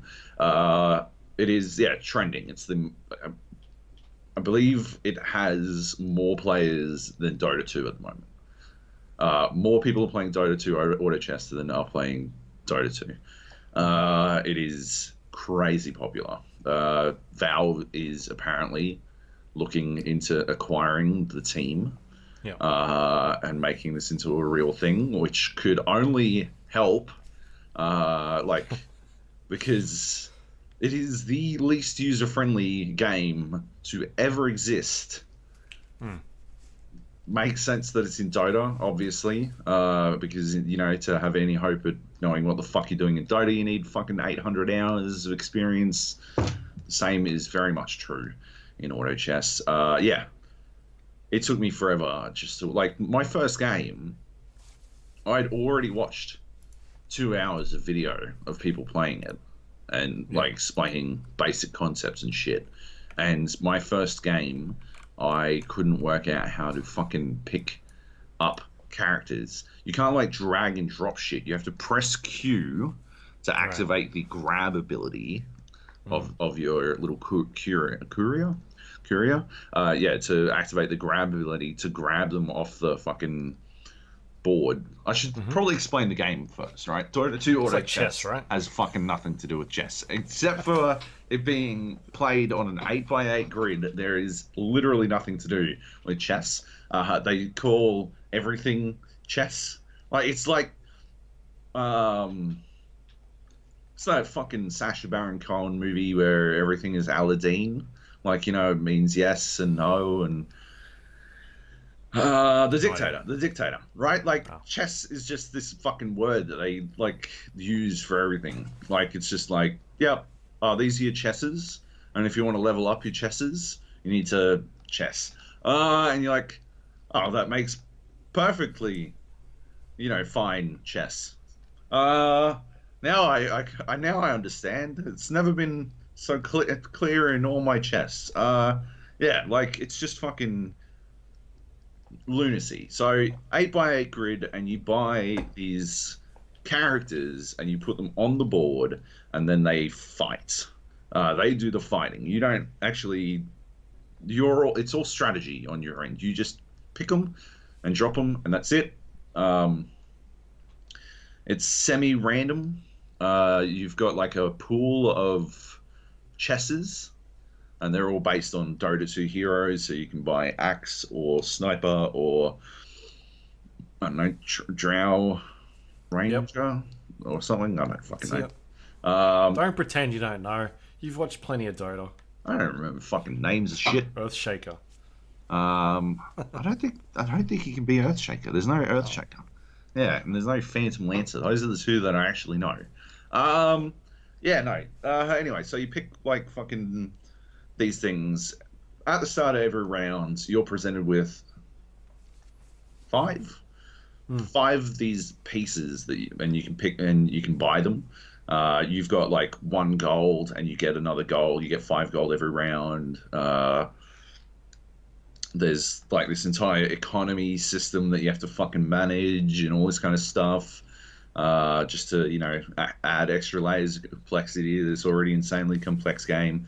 But if you have 3 of the same, so 3 axes, they combine into a level 2 axe. And if you have 3 level 2 axes, they combine into a level 3 axe. And the trick comes in that everyone is dragging from the same pool of heroes. So if someone else is buying axes and you're buying axes, then you shit out of luck. You're never going to complete your fucking axe. Like, you never get your level 3 axe, but they also won't either. And it's, semi-random what comes out, although there is, it's managed by your player level. So you level up, and every time you level up, you're able to put another chess piece out on the board. So at level 2, you can have 2 chesses, level 3, 3 chesses, etc., etc. You've got this, a bench. You can have, like, I think it's 8 characters sitting on the bench. So you can buy characters and put them on the bench, and they don't have to be out on the board. And you can use that to store characters while you're trying to level them up or whatever the fuck. And then after you've bought a chess, you've bought your axe, you put him on the thing. The first 3 rounds, it's PVE, so you just fight like your axe just fights some creeps, and then after the third round, oh, in the fourth round, it's PvP. You fight the team composition of the other 7 people playing the game. So there's 8-player games, and a copy of their team composition gets teleported to your board, and you fight them, and then that's it. That's how the game plays out. And so if they win each remaining chess on the board of theirs, so if they bring 3 over and you've got 3 and your 3 fights, and they win, and all 3 of them are still alive because you've really fucked up somewhere, you lose 2% of your life. Your courier is you, represents you, and if your courier dies, you die, game over. You lose 2% of your life for each piece, so you would lose 6% of your health. You'd be down to fucking 94, I guess. And that's how the game works. You play it out from there. You go and you're trying to build the best possible composition. Each of these little chess pieces has different like stats and stuff. So you might like different. They've got like racial abilities, or no, like they have a race and they have an ability. So you might have a troll knight, and trolls synergize with other trolls, and knights synergize with other knights. Knight is, I think it's if you've got 2, there's a 30% chance that they will get like a shield, a magic shield, so that they don't take much damage. And if you get 6 knights on the board, then they'll have like something like a 60% chance, like a huge chance that they won't take any damage. It's a huge buff. So yeah, there's that. Then or trolls, I believe. If you've got 2 or 3 trolls, you have like all characters get a movement speed buff. So you're just sort of trying to manage synergies while also staying alive. And then there's this economy management shit where once you've got like 10 gold, you get interest. You get an extra gold as interest. And for each 10, it goes up. So once you get to 50, you get like 5 bonus. So you'll make like 10 gold a round as opposed to just the 5. It caps out at 50.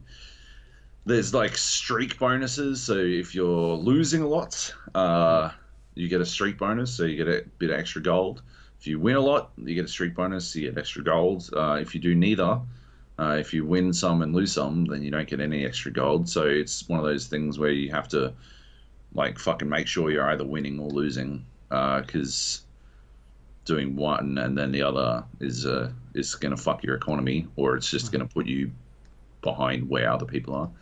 And yeah, that's about it. It's unbelievably complicated to get a grasp on. The PvE rounds, they drop items, and items can be combined a la Dota and stuff.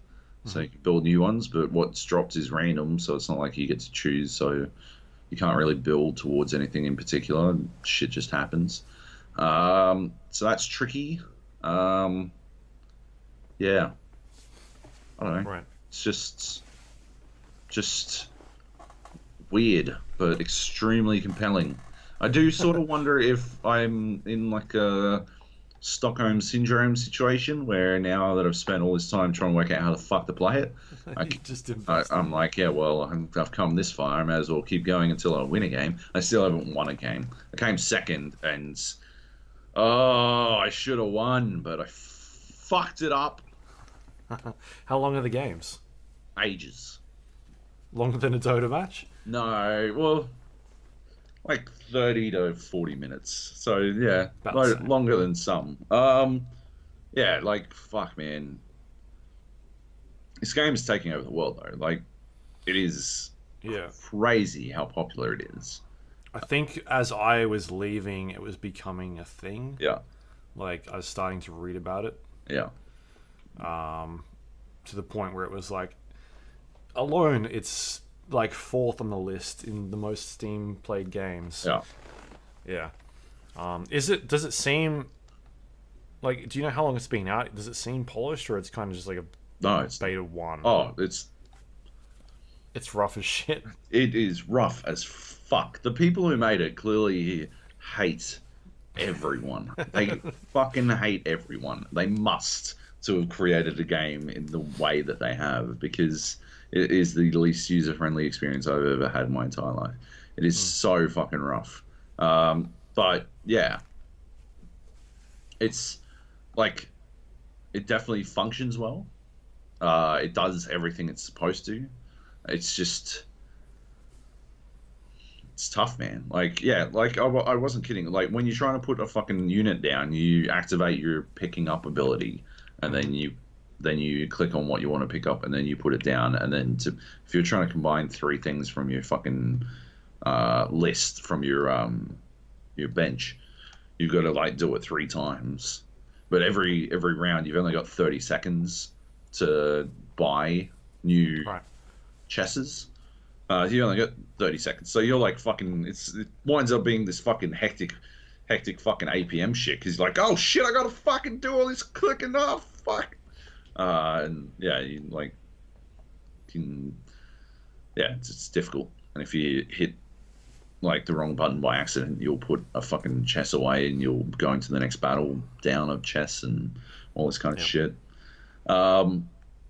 Yeah, but yeah, no, it's very zen. It's hectic as fuck for a little bit, and then it's very calm. Like, Right. it's got good pacing in that sense. Someone's gonna do, if someone made like a 4-player version and put it on the phone with drag and drop, they would be billionaires tomorrow. I guarantee you. Like, it is coming, man. Blizzard's gonna do a dumbed down version called Auto Checkers or some shit. Like, Blizzard Heroes. yeah, like this shit is, yeah, it's about to take over. And if someone makes a fucking user friendly version of this game, they're gonna fucking own. They're gonna be rich as fuck. Tencent's probably like 90% of the way to making a rip-off version already. Yeah. So yeah, I saw that story about Valve considering them. Yeah. And I looked at the stats, and Dota's jumped up, I think it was 10% last month, and then like 15% this month in user numbers. Yeah. So see what it ends up being next month. Yeah. So anyway, that's that. Dota 2 Autochess. It's free. There you go. But it'll cost you. It'll still cost you. Your soul. Yeah, man. I mean, the custom game stuff has always been interesting. I've played plenty of custom games on there. Some of them are complete trash. Others are really polished. They get updates all the time.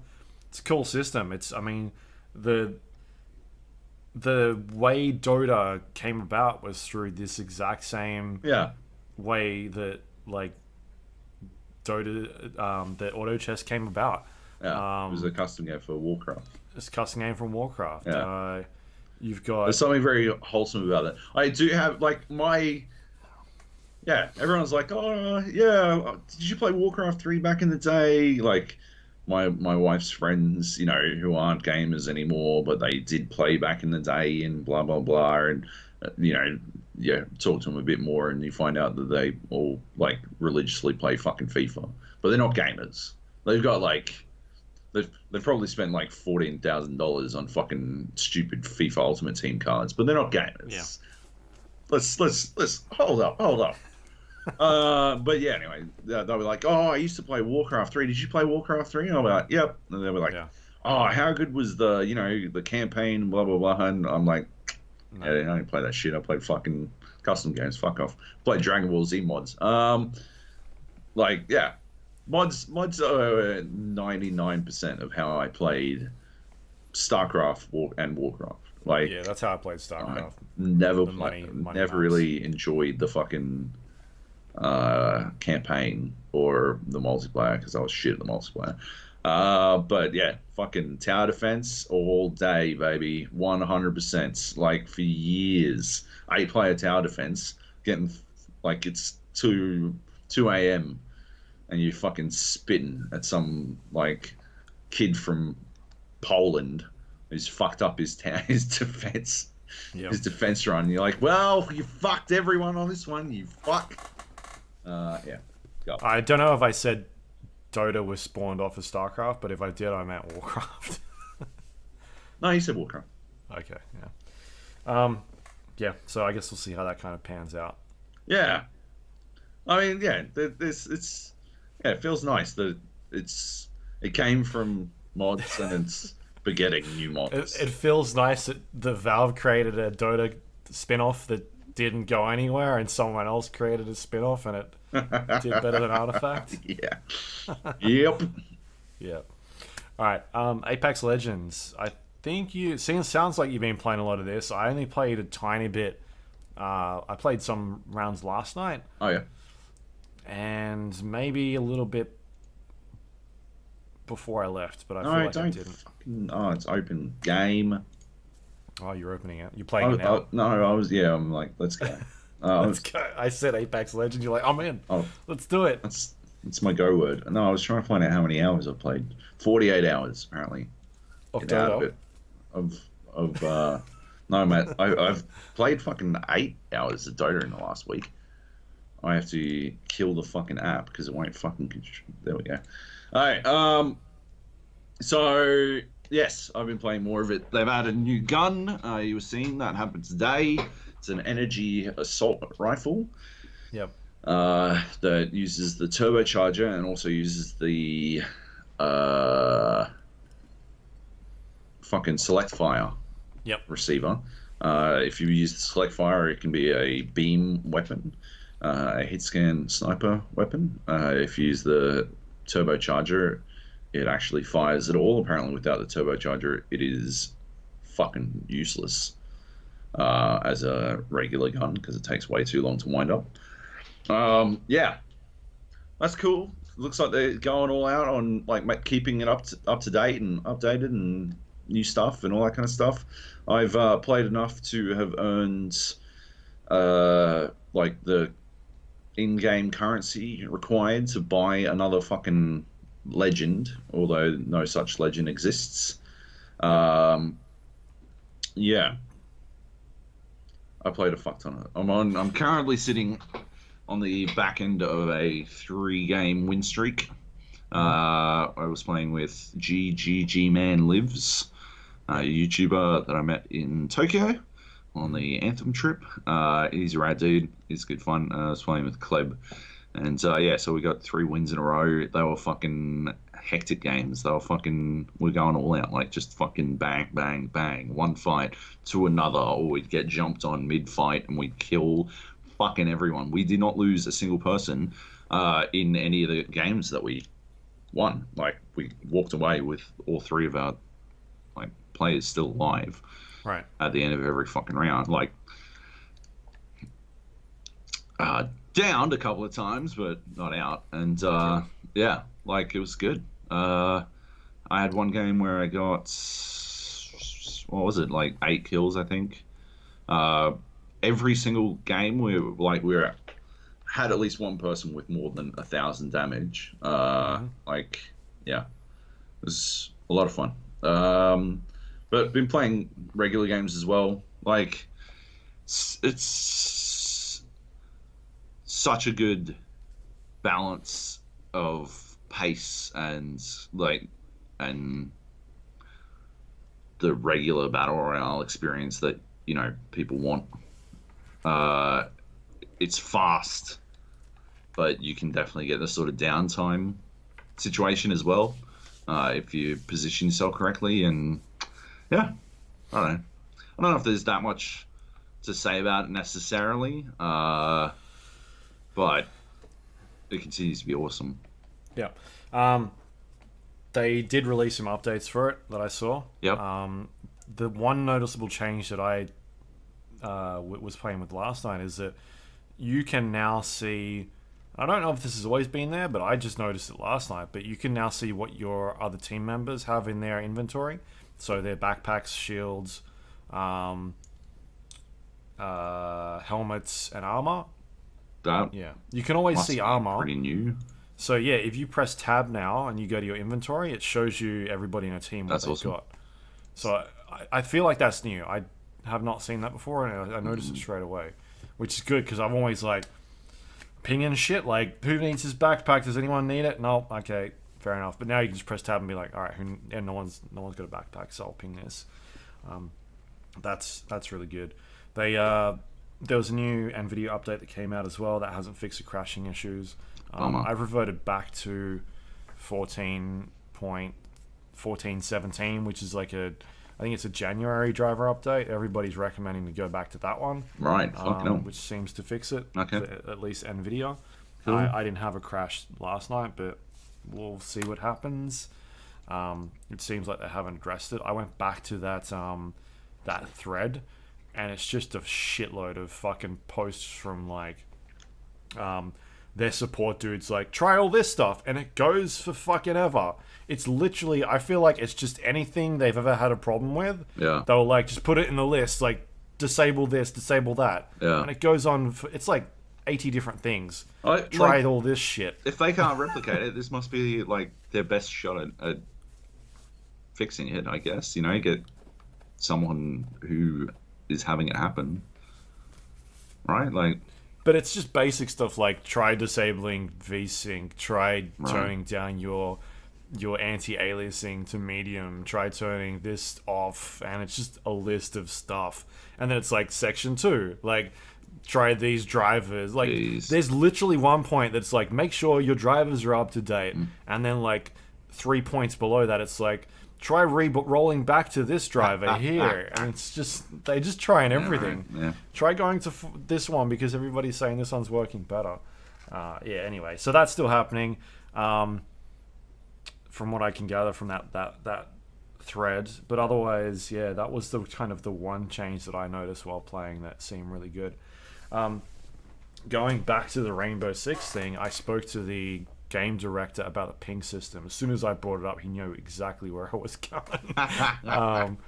And he was very eager to talk to me about this ping system. He's definitely a fan of it. I imagine game designers are fucking all over it, eh? It is Which is dream interesting. shit. Because I got 2 different answers from 2 different people about this system. Really? I spoke to the executive producer who was the creative director when the game first released about it. He was more passive about adding it into the game, Right. whereas the game director at the moment is like, I'm thinking about it. Yeah. Like the way he's talking about, and I'll put a story up, is that you've got that weird balance of Siege is a very tactical game, and you don't. I guess you can go too far in one direction. Yeah. Of it being like not talking to somebody the entire game, or do you want people still communicating and letting people know where things are and whatnot? But I talked to him about like, well, maybe you could ping the mute jammer and it'd tell people there's a mute jammer there or something like that. Like you can go sort of in between. Yeah. And he seems really interested in playing around with something, or at least looking into it. And he was super eager to talk to me. Like he was answering the question before I even finished asking it. Like I think he loves Apex, from what I can gather. Yeah. I'm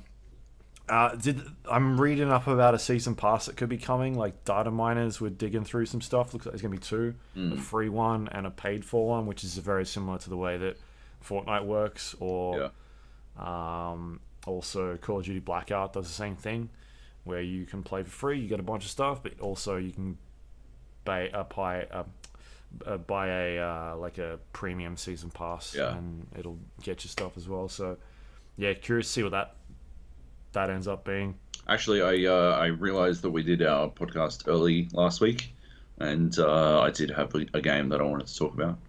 Sure. I got 11 kills and 2,000 total damage in one game, playing with two randoms who I literally revived twice. We landed at fucking that place like up to the north, like the what the fuck do they call it? It's like artillery. No. I mean down the south. It's down the south. I'm down to the south. Well, you've lost me now. I don't know where the fuck. All the way down the south. I need an Apex map. It's that sort of fucking fuck you. Hydro. No. Skulltown. No. You're just gonna name shit. Apex. You said go south. Yeah, it's like right down the south. Here we go. Come on. Where's the fucking map? Water treatment. We land at water treatment. Yeah. I was going to say it looks like a water treatment plant. But anyway, we landed at water treatment, got jumped on by another team. These two Bambinos that I was playing with died instantly. And I'm like, oh, fuck. Screw it. I ran in, murdered the other team, called the Bambinos back in via the drop pod, and then I had to talk them through going and getting their fucking gear. Someone must have seen the drop ship because we got jumped on again, still at water treatment, like just desperately trying to make our way over to I think we were heading towards Skulltown. I just didn't want to take them to the market because I figured they'd die. We got jumped on again. They died anyway. So I had to grab their fucking tags. I had to kill everyone and then grab their tags and then head over to the respawn between water treatment and Skulltown. And then we had to move towards market anyway. And yeah, I got them back in, got them to gear up, had to talk our Pathfinder through like how to fucking use the beacon to work out where we'd be going next. Honestly, I just wanted to not like to have like a fucking moment's respite. But yeah, then we rolled in. Like the Bambinos just fucking charged in like as fast as they fucking could. They moved like they were fucking Shroud, but they shot like they were fucking blind, and they might have had their fucking fingers chopped off. Like Jesus Christ, they were just fucking gung ho direct in. So I will distract you. Shoot. Yeah, fucking hell. That's basically what happened. And so yeah, I wound up having to fucking murder another bunch. It was some high quality juking, like the highest quality of juking I've ever done. I was playing as Wraith, and I was literally just fucking in with the peacekeeper. Like I'd like roll in, boom, boom, 2 shots, and then just fucking Wraith the fuck away again. Yeah. So I had to. It would have been 12 kills, but somehow one of the Bambinos managed to do some damage at all. Not the This was the Bambino who had no idea what the fuck he was doing. It might have been his first game. I think it was his first game. He had literally no idea. The other guy was actually talking him through how to loot and stuff. He did 20 damage total, 20, like 2-0. I don't know how. You do more. You do 30 damage when you punch someone. So like, yeah. Anyway, he managed to get a kill. So yeah, it would have been 4 full squad wipes, but I got fucking ripped off. Nevertheless, with that said, so I had the Prowler with the select fire, so the full auto Prowler submachine gun. I fucking love that gun. It's my favorite gun. And the Peacekeeper, and so I was all short range. I had a range of from here to my fucking computer screen. I would not have won if the last guy alive could shoot at all and didn't fucking rush me. If he'd stayed and engaged at range, I would have lost. And actually, if he could hit he was somehow worse than the two dudes I was playing with. Like, I don't know how the fuck. It, all I'm saying is, if you want big fucking numbers, play Apex at fucking 11 o'clock in the morning because it's nothing but like the hopeless players are playing at that point. Yeah, I watched the video back. At one point, he literally has me. I'm in an alley, and I'm like, I turn the corner into the alley, run up a bit, and like see him there. And I just fucking pop off a shot with my peacekeeper, and then I fucking turn and run back the same direction, like the other direction, and I counted 7 bullets. I'm in an alley, like it's as wide as I am, and 7 bullets somehow fly past me. Not a single one hit me. He didn't hit me. He couldn't, like, how? I was all there was to hit. How did you shoot everywhere except for me, champ? Like, what the fuck? So yeah. And then I roll around, and he just ran at me. He had a fucking assault rifle. I think it must have been the R301. He ran at me. I'm like, okay. And then, so I'm like literally watching it back. I duck out, shoot him. I'm not whiffing for once in my entire life. I'm not whiffing all these shots. He doesn't hit me a single time in our final engagement. He reloads. He uses 2 full fucking clips. It's like fucking Samuel L. Jackson thinking he's invincible in fucking Pulp Fiction and shit. Like when all the bullets go around him. Like, fuck. I could not understand how the fuck anyone could miss as much, except for maybe the 2 Bambinos I was playing with. But anyway, it was a good game. 2K total damage. It's a lot. Because I had to, because I was ducking in and out, trying to do whatever the fuck I could, but like trying to not stay around long enough to die. Yeah, it was. There were a couple of times where I'd fall down someone, and then I'd go back in, and they were halfway through, like healing themselves back up, like someone had gotten them up, and so I had to like go in and fucking kill them again, and finish them the fuck off, so they wouldn't have the chance to get revived again and stuff. That did happen quite a bit, just because it was literally 1 versus 6 at the end. And I just, like, the only way I could make it work was to run between the 2 teams so that they would both fire at me and then get into a conflict themselves. And that didn't happen, and I had to kill all 6 of them. It was insanity. But I did. It was good fun. And I felt like a god. Right. Yeah. Did they change the way drops work or something? Do they work by you get every level up you get one? Is that how it's supposed to work, or is it after a certain amount of time, you like after I think like rank 20 or something, you get them every other level. Right. You get a drop every other level. That would explain it. That is the least rewarding drop system in any game. Yeah. I cannot understand how it is the way it is. I have gotten 2 whites and a blue. It is now like I might change my name to 2 whites and a blue because that's all I get out of those fucking spiders. America. Fucking hell. Yeah, because I leveled up last night and I didn't get a drop. I'm like, oh, did they change something? Because I'm only like 23 or something. Yeah. I think 22, 23. Yeah, fair enough. Yeah, we jumped into a game last night. It was me, Kleb, and a random person. Yeah. And the random dude was the drop master, and he was fairly newish to the game. I think he was only like within like the first 10 levels. And he hot dropped on this location. And I'm like pinging all of these dudes that are around us. It was like 4 teams. He dies almost instantly. And I'm running around looking for a gun. Can't find any gun. Kleb goes down. I end up dropping in this river and immediately start getting shot at when I'm in this river. I've still got no guns.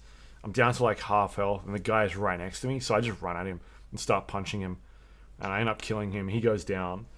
I finish him off, and then I grab his gun. Somehow Kleb has also... He must have crawled into the river or something like that from the top, or he got killed in the river. I'm not too sure, but his body was there. I picked up his thing and just fucking legged it. Got to the respawn station, respawned him. Yep. Didn't engage anybody in this whole area. I just left the area, respawned him, and we came second in that map. The other dude disconnected straight away, and I'm like, well, fair enough. Okay. That was the two Bambinos didn't disconnect, even though I'm like, guys, there's no more respawns. I can't get you back in anymore. And they were like, oh, we're watching this. We're watching. And apparently, well, I definitely got one of them his first win because I think it was his first game. But yeah, apparently I got the other guy was saying that I got him his first win and stuff. I'm like, Yeah. No, I guess you can call that a win. Where's my money, bitch?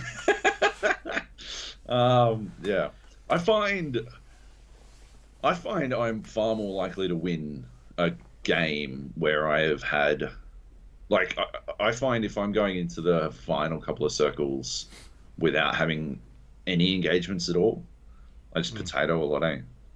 Whereas it seems like I get my warm up. Yeah, but I think I need the momentum as well. I think I need to have gotten won some engagements, or else, that first one. I think the pressure is just too high. I'm like, oh god. Or you shoot that gun and you're like, oh, this gun does not shoot the way I thought it was going to shoot, and all of a sudden it's like a 5-burst prowler, and you've like a mid-range combat situation, and you're like, I'm not hitting any of these shots. Yep. Like, what was I thinking? What have I done? Yeah. You don't ADS at all with the prowler, by the way. If you want the hot tip, never ADS with it. Just fucking. If you got select fire, even better. 3-round burst. But if you don't, no ADS. Just fucking hip fire that cunt, and just try to get all 5 on target. The recoil isn't that bad with the burst. So yeah, you can get away with some stuff there. Yep. Sweet. Yep. All right, Anthem. So whereabouts in the release cycle is Anthem at the moment, Joab? If I was looking at a chart, let's say, where are we at? It's a day off release, isn't it? I believe it launches tomorrow officially. Okay. Which means we'll get out the day 1 patch, which is totally going to fix everything except for all the things that are fundamentally broken with the game and they can't be fixed.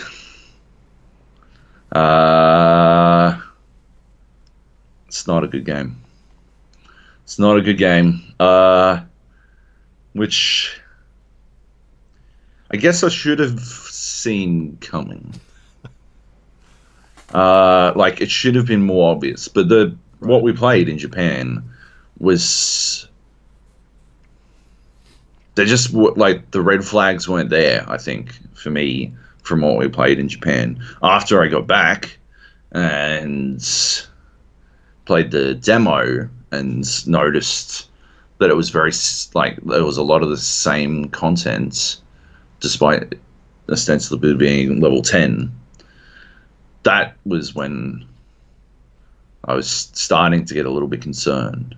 But yeah, you can't there's no 3.5 hours isn't enough time to really get the full grasp on a loot game, I think, because you can't really get enough loot in that time to really get an idea of how the loot economy is going to work and all that kind of stuff. So yeah, I had fun when I played in Japan. I'm not having fun now. Incidentally, I was talking to one of the people I went over with, was over there with, and he was saying that apparently half of the footage was rendered useless because I was sitting there swearing the whole time. They didn't split that up though. Normally those channels are split up. No. Oh, no. That's a bit. Yeah. Anyway, so I want to break down exactly because I was trying to say this the other day. I was talking to, I think it was Baz, maybe, talking through what's wrong with it, but I couldn't really work it out. So sort of broken it down mentally over the course of the last couple of days into a space where I think I can fully explain like the situation properly, like my idea of the situation, I guess. Um, like, all right, so it's a loot shooter. I like loot shooters. I like loot games. Like, I like loot games, even though, you know, I think we were ahead of the curve about talking about exploitative game mechanics, because for ages, you know, Jung would come on and it's all he ever wanted to fucking talk about. So yeah, I think we were like ahead of the curve in that sense, and I think, you know, we know that they're not, you know, it is exploitative. It is designed to like trick you mentally. It is a mental trick to get you to keep playing and all that kind of stuff. It's done that way to rope you in and keep you coming back. And yeah, I know these things. I know that loot shooters or loot chaser games are like this, but I don't really care. I still like them, and it's not because of the loot. Right? Generally, I like a loot shooter for reasons that are 100% outside of the loot. I think the only loot game that I like because, like, that I play for the loot, I think maybe the only loot game that exists for the loot, or where the loot is both the means and the end, right? Is Diablo, right? You get loot to get better loot to get better loot. Destiny or Division or Borderlands, they're all about different things. They're not about the loot necessarily, first and foremost. They're about different, like Destiny is about that engaging play with your friends, the time you have a bunch of fun doing certain, like Destiny had some fucking fantastic platforming, first person platforming. And to get to the point where you were able to do that stuff, you had to, the loot was required so that you could get there.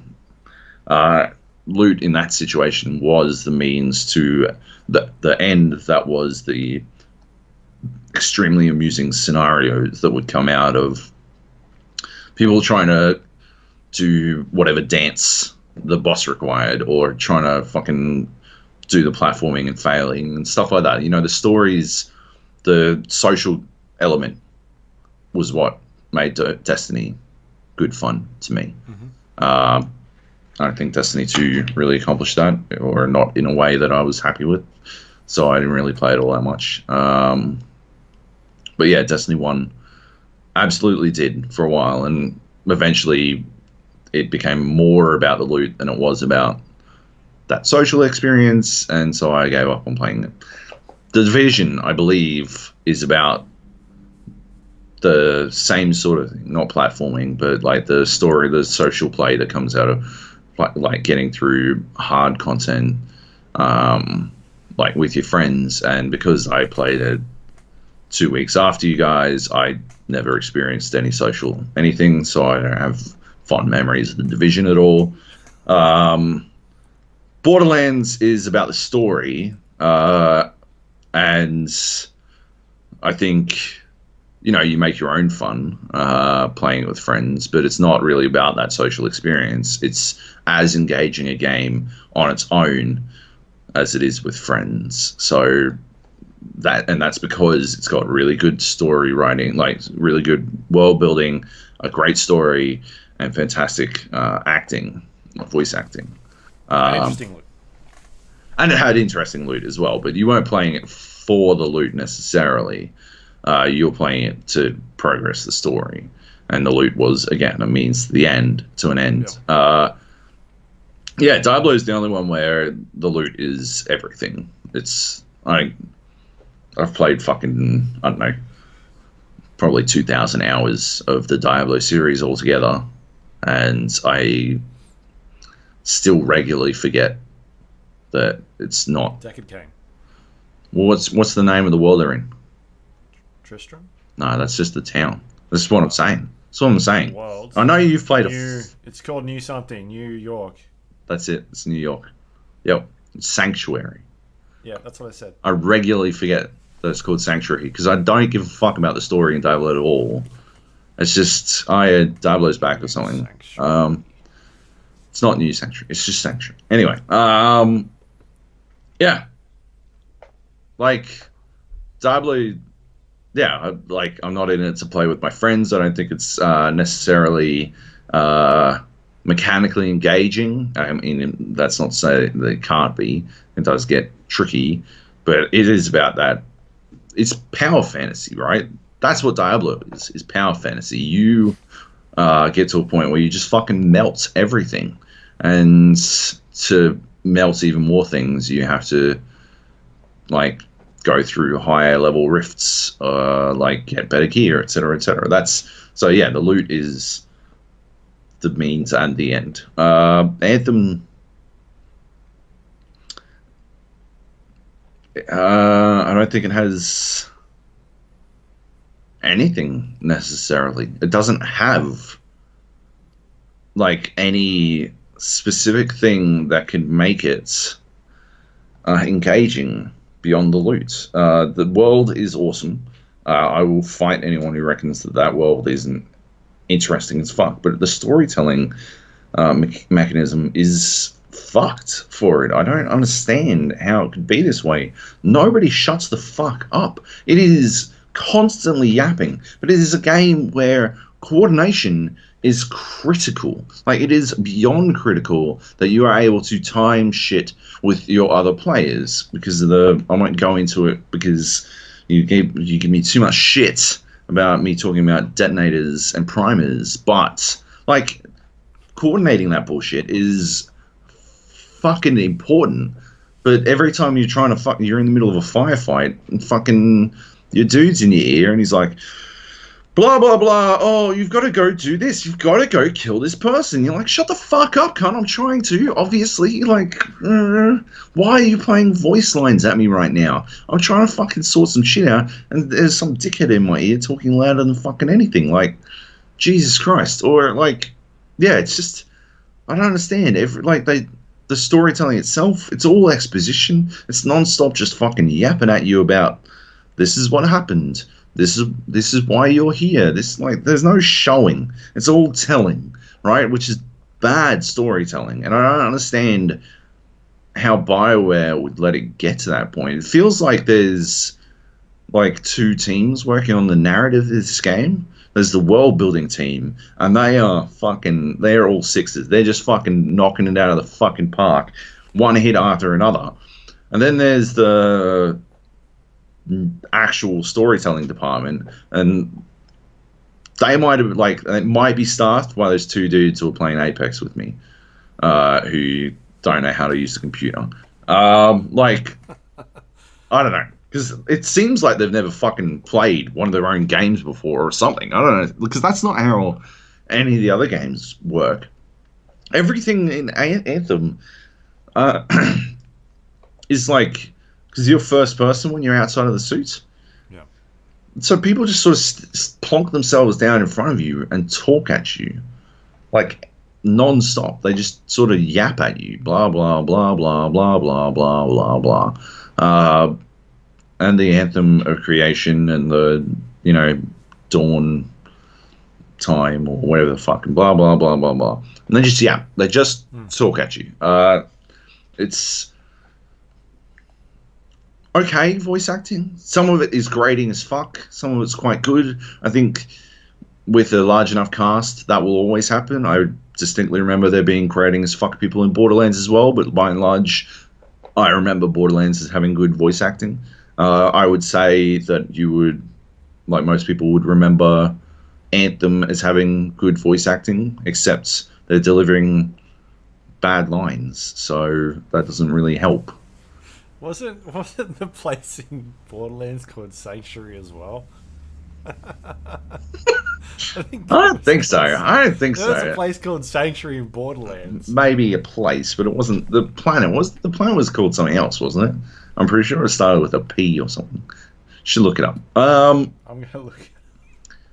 Yeah. So anyway, yeah, like it's weird because it's not a good storytelling technique to have someone just talk at you. Like they're not they're supposed to, like, I think BioWare, having been robbed of their ability to have the player character deliver or be engaged in meaningful choices, has found themselves in a situation where they're not sure how to make like the storytelling engaging. They just trap you in this fucking camera while someone talks at you. They give you the occasional meaningless choice to make, and then like that's about it.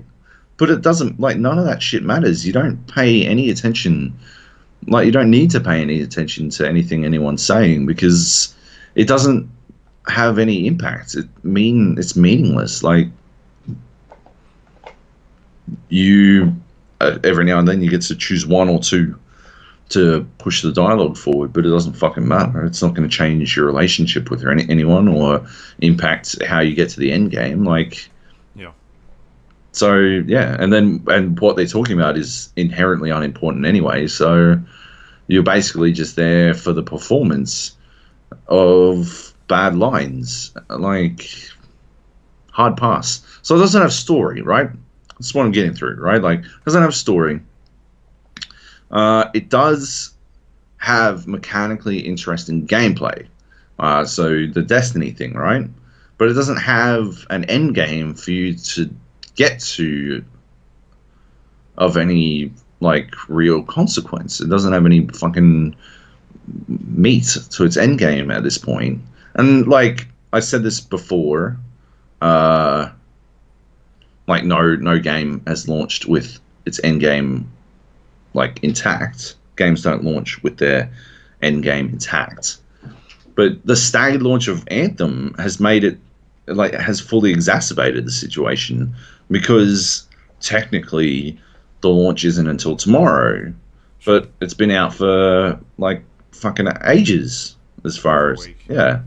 Like, so yeah, that's a huge fucking error. Like, it'd be far more palatable, but by the time it actually launches, people have already like reached the end game that doesn't exist, and they'll be bleeding out on the game.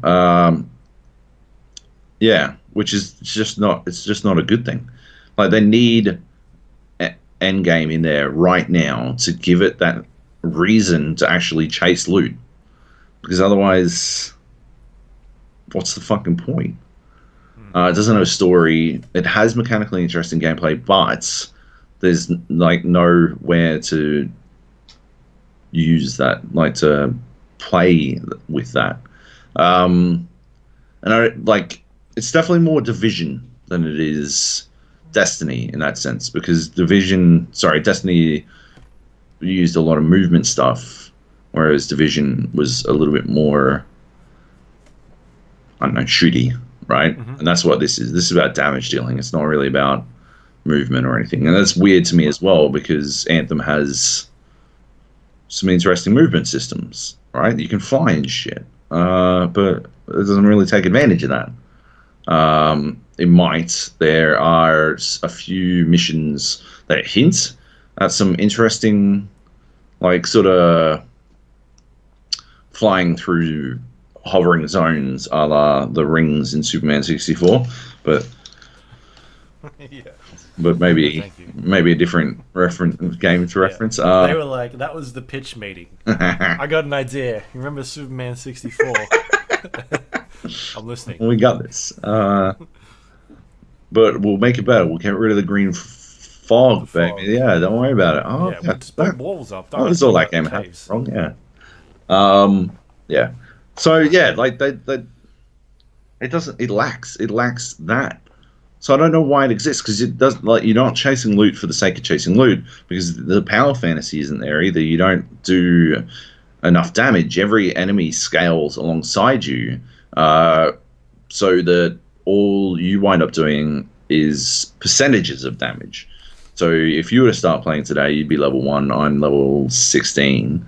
I would do. If we fought the same enemy, you would do your amount of damage to the enemy. It would be a level 1 for you, and it would be a level 16 for me. And the way that I believe they do that is by having you do percentage damage. So you would do your 10% damage with your gun, and I would do my 10% damage with my gun.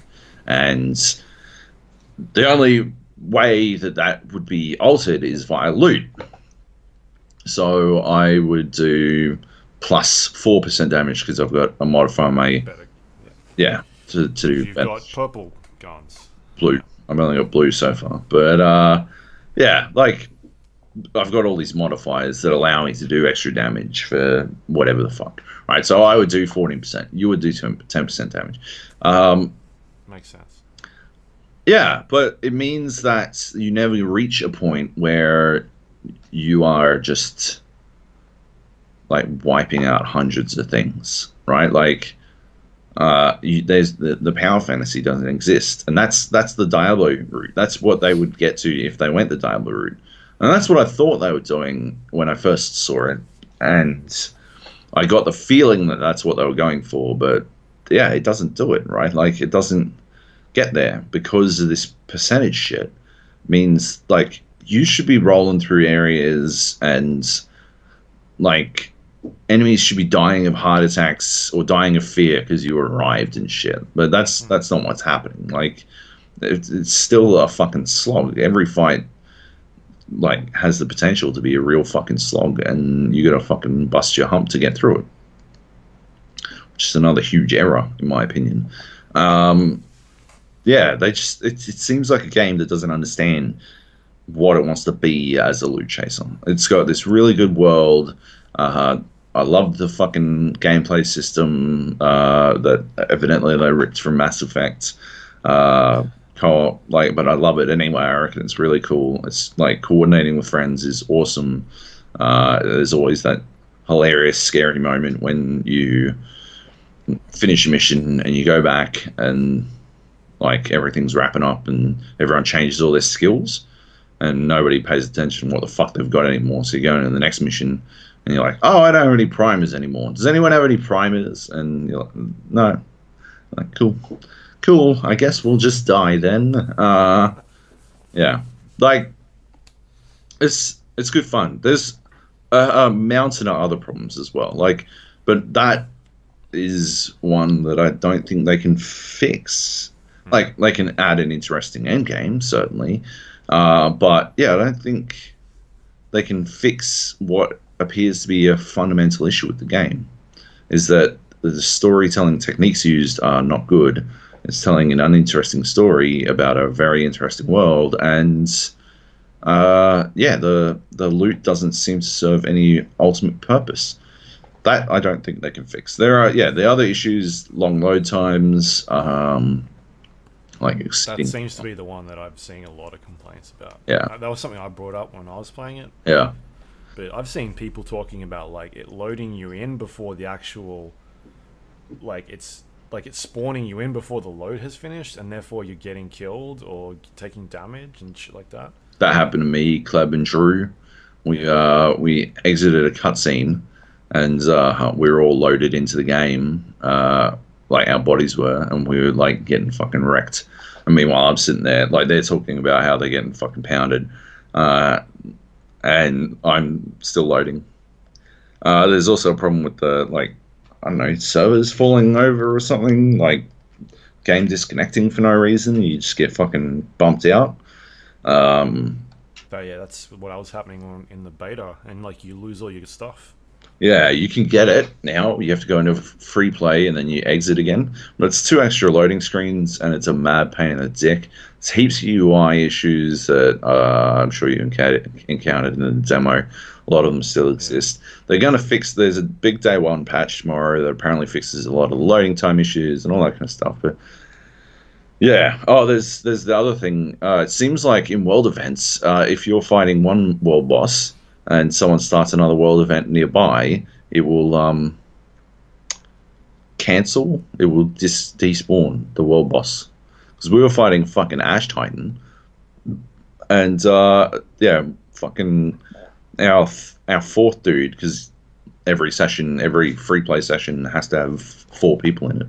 The fourth dude went and fucking started another fucking world fight nearby, and as soon as they started, the Titan we were fighting despawned, and we'd literally just gotten to a point where we worked out how the fuck we were supposed to kill this thing. Like, it took us fucking ages, and then you kicked him. you can't kick people. Like, he was just in our session. This was just a random play session. Like, Jesus Christ. Yeah. That was annoying. Oh, and there's the big gate thing that everyone's been talking about, the triumphs, where you have to go to these graves and do a bunch of things to, like, you have to collect 15 chests or whatever the fuck, right? You've got like a bunch of different accomplishments you have to do. That is a mad pain in the dick, and it seems like if you don't open the chest, it doesn't trigger as a chest opening for you.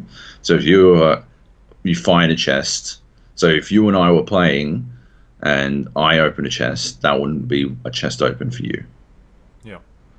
So you don't need 15 opened chests. You need 30 or 45 if there's 3 of you, or 60 if there's 4 of you. Like, that's fucking insanity. Nobody, like, I know, like, I sat there and sort of took Kleb around so that he could get it done. But I think, like, Drew was up next, and I'm like, I don't fucking want to do this. Good God. Like, but I don't want Drew to take fucking 16 years to get it done either. So, fucking hell. We just turned it on easy. You turn it down to easy. It doesn't, like, it's not like do it on hard or anything. So we just turned it down to easy and, like, mopped shit up that way. But, like, it made it slightly more bearable, but it's still fucking terrible experience. Apparently they're making a change to how that works in the day one patch and blah, blah, blah. It's almost like you shouldn't fucking play this game until day one, which doesn't make it feel like a Premiere experience for those people with Origin Access Premiere. It sort of makes it feel like you are bug finding before the real launch of this game. Yeah. Yeah. I don't know. I'm extremely disillusioned by a lot of this fucking game.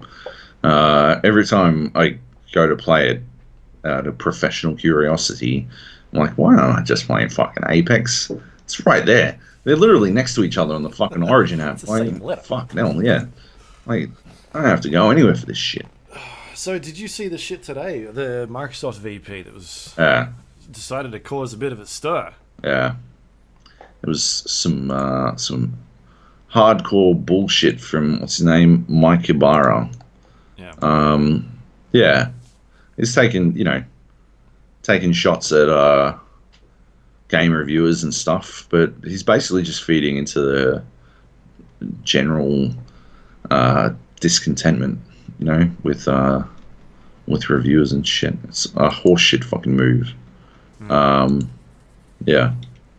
Yeah, he was a bit salty. He was talking about, like, someone's, and he bought, like, not naming names, he said. Yeah. How he saw one reviewer that didn't even understand properly how to play the game and, like, didn't know how to do the combo system, like the primers and combos that you were talking about. Yeah.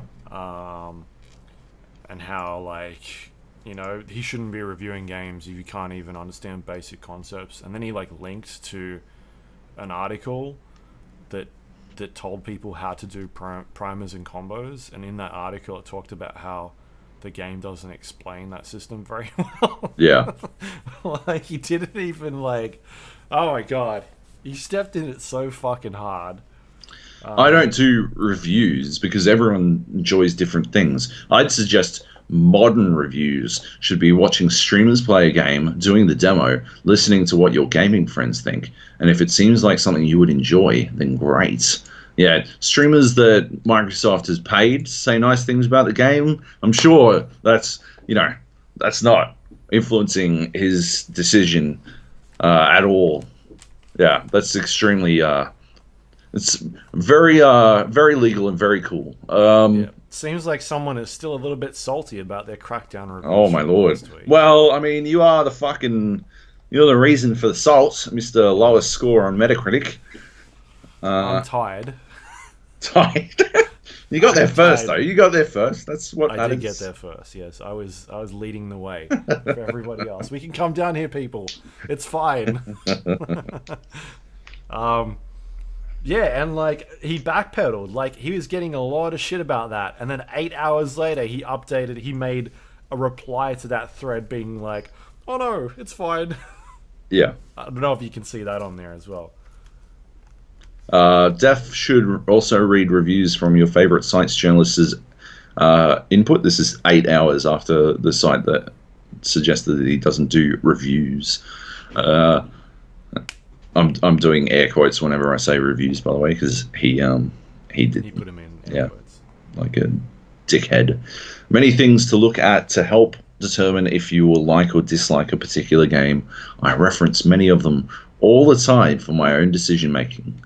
The more, the better. Yeah, good sick backpedal. As someone got a talking to. Someone posted. Yeah, right? Like, yeah, we get it. You're anti-press, but maybe you shouldn't be so open about it, champ. Yeah. Fuck that. Fuck that dickhead. Yeah, anyway, so... Anthem. Maybe don't play it. No. There's still no reviews up. I don't think I've seen any reviews. I don't know if there's Yeah, an I've embargo. seen some. No, the embargo lifted last Saturday. Yeah, there's a couple. I think people are just struggling to get through it. And I think a lot of people are waiting for the day one patch at the very least. I don't blame them. It is supposed to fix a lot of shit. I'm waiting to see what it's going to do. Someone wrote a story. Anthem doesn't have an excuse for repeating the mistakes Destiny made 5 years ago. That is 100% true. It does not have any excuse for doing the same shit. Destiny did. The lacking end game and all that kind of stuff. Like, ludicrous that it's going to wind up this way. Yeah. Anyway, I'm very disappointed because I was excited for it. I really love what I played in Division 2, to be honest. I'm probably just skip the old loot chaser games this time around. Yeah. I think. I don't know. Right, yeah. Should we do some news? Let's do it. All right, we've got... this is a story you talked about last year. There was rumors going around, but this has now actually happened. Activision Blizzard achieved record results in 2018, Joab. They made a $1.8 billion in profit. It's a fuckload of money. That is a fuckload of money. It's pretty good for them. Yeah. They also laid off 800 staff. Yeah. It's pretty fucking crap. It's kind of mad dick move. And the CFO got a $15 million bonus. Yeah, I don't really see. There's not, in my mind, there isn't really a defense for this. Not 800 people. That's a massive layoff. That is a fucking massive layoff. That's not just some trimming the fat or whatever the fuck. That is huge. And yeah, to then turn around and give their CFO a massive bonus. I'm sure other executives got massive bonuses as well. Yeah, it's kind of horseshit. It's extremely lame. Yeah, I feel really bad for all the people who were laid off. I believe that they did a lot of layoffs in like esports divisions and like administration. Like non-development. Yeah. Yeah, it's kind of garbage. Yeah, I don't know what else there is to say about it, to be honest. Yep. Sucks. I feel really bad for those people. Yep. And this next story, Nintendo releases Tetris 99. This came out while I was on a plane. Yes. And then I got on Twitter and was like, what is happening? I'm sure it would have been confusing. Yeah, it would have been, right? It was billed as Tetris Battle Royale. It doesn't. It's not a battle royale. I just wanna nerd out for a bit. It doesn't do anything battle royale esque. But it must, because I've read articles that said it's the best battle royale game ever released. Have you? Yes, Who wrote that? a major website. Really? Yes. You have to link me. That's ridiculous. There's no circle. There's no loot phase. There was one other thing. Can't remember. Yeah, like it's not a battle royale, but it is. It's basically just a giant version of. Did you ever play Tetris on DS? Yep. Yeah, that was 10 players. I remember playing a 10-player game of Tetris DS. I don't think it was called Tetris DS, but whatever. It was a lot of fun. I mean, it's just chaos. It gets like hectic really, really fast. Yeah, you need to be very good at Tetris to have a hope of staying, like keeping up with people. But yeah, I haven't played this because I just didn't want to pick up my Switch, I guess. So yeah, but apparently it's good. I don't see why it wouldn't be. Tetris with 99 players in the same form as Tetris DS. 10-player version seems like it'd be fucking a cracker. Yeah, so that's cool. It's not a BR game. Right. Anyway. I just seem to hear a lot about it, so I was like, I do not really know what is going on, what year is it, type stuff. But anyway, I sent you the link. So. Cheers. All right. That's the news. That's our news section, our huge news section. Let's do some questions, and then we will wrap up. Do we have questions? We've got one. All right, do it. Hit it. Firestorm writes. Hang on. Oh no. 2. Dangers writes. Hi, Luke and Jack. Do you think we will be getting a Jack and Daxter across Marvel crossover anytime soon? Kind regards, Dangers. What do you reckon? Marvel? They come to the pie with Jack and Daxter? Or do you think Daxter is more DC? Because I feel like he's more DC than Marvel, if anything. Is Disney buying something? Jack and Daxter Injustice, maybe? Who owns Jack? Is it Activision? Injustice? I don't know. Who does own the license to that game? Sony? I don't know what's... Yeah, I don't know. It's a good question. I always get them confused with Ratchet and Clank. Ratchet and Clank is Sony. How dare you say that? How dare you? In front of Dangers. Their greatest fans. Yeah, Injustice, I think. That's the crossover the world needs. And then you can chuck some Mortal Kombat characters in there. Perfect. It's Naughty Dog. Owned by Sony. Owned by Sony, yeah. Right. Yeah. Cool. Well, maybe not. Maybe they could do PlayStation All-Stars. Remember that? Remember that? Yeah. That Smash Bros. Ripoff that nobody likes. Do that. Were they in that? I feel like they probably were, right? Surely they would have been. In it. Right. Yeah. As always, a fantastic question. Thanks, Jackers. Firestorm writes, do you feel... Oh, hi? Fucking rude. Do you feel Battle Royale games are just appearing and gaining popularity like it's the flavor of the month? There's an ongoing trend of BR games hitting headlines for a month or so and then disappearing like it never existed. 1 month, we've had Fork Knife Battle Royale. Then following that, we've had BO4 Blackout, Black Ops 4 Blackout, Ring of Elysium, Totally Accurate Battle Simulator, and now the big talk currently is Apex Legends. A couple still managed to retain its player base, but assuming if Apex Legends falls off its popularity, just like many BR games, what games do you wish that will add a BR mode, regardless of the genre and platform? I don't think Apex will drop off. I think they're on something quite special, but regardless, what do you want to see a battle royale of? I saw a story on Survivor that Rainbow Six will not be getting a battle royale. Someone asked that at the Invitational, so there'll be no Rainbow Six. I don't know. That is Who would? That's the stupidest question. I would Let's ask ask it. everybody. I would have asked it. I've, Nah, that's I've I got a fantastic story about literally that sort of question. Yeah, what would go well with a battle royale? What do you reckon? Like, you need something. It'd need to be a specific type of game for it to really. I'd love to see like a VR game battle royale, but it'd be complicated because positioning is such a big like part of the battle royale experience. It'd be difficult to manage because you'd be like it's hard to move in VR. But I think it'd be pretty entertaining nonetheless. Pretty fucking hairy. kind of like a large scale, like Dead by Daylight. Dead by Daylight battle royale. Yeah. How would that work?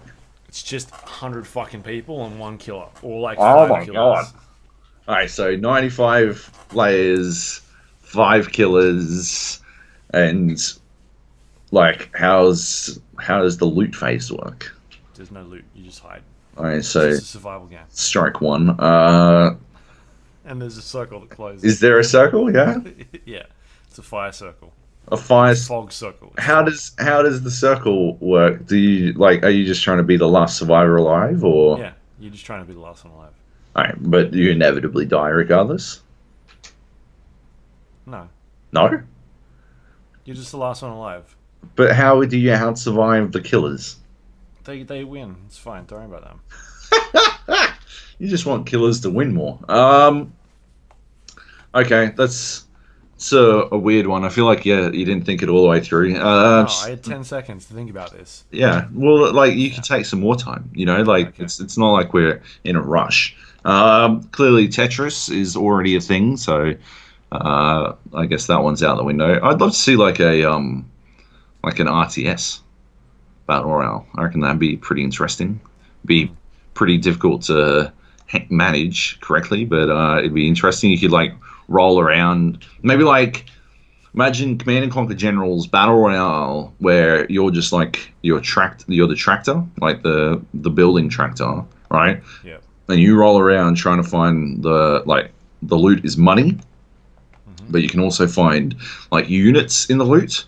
And that's how you're able to build certain units. So when you roll around and you find like infantryman, and then you can build infantrymen suddenly. Right.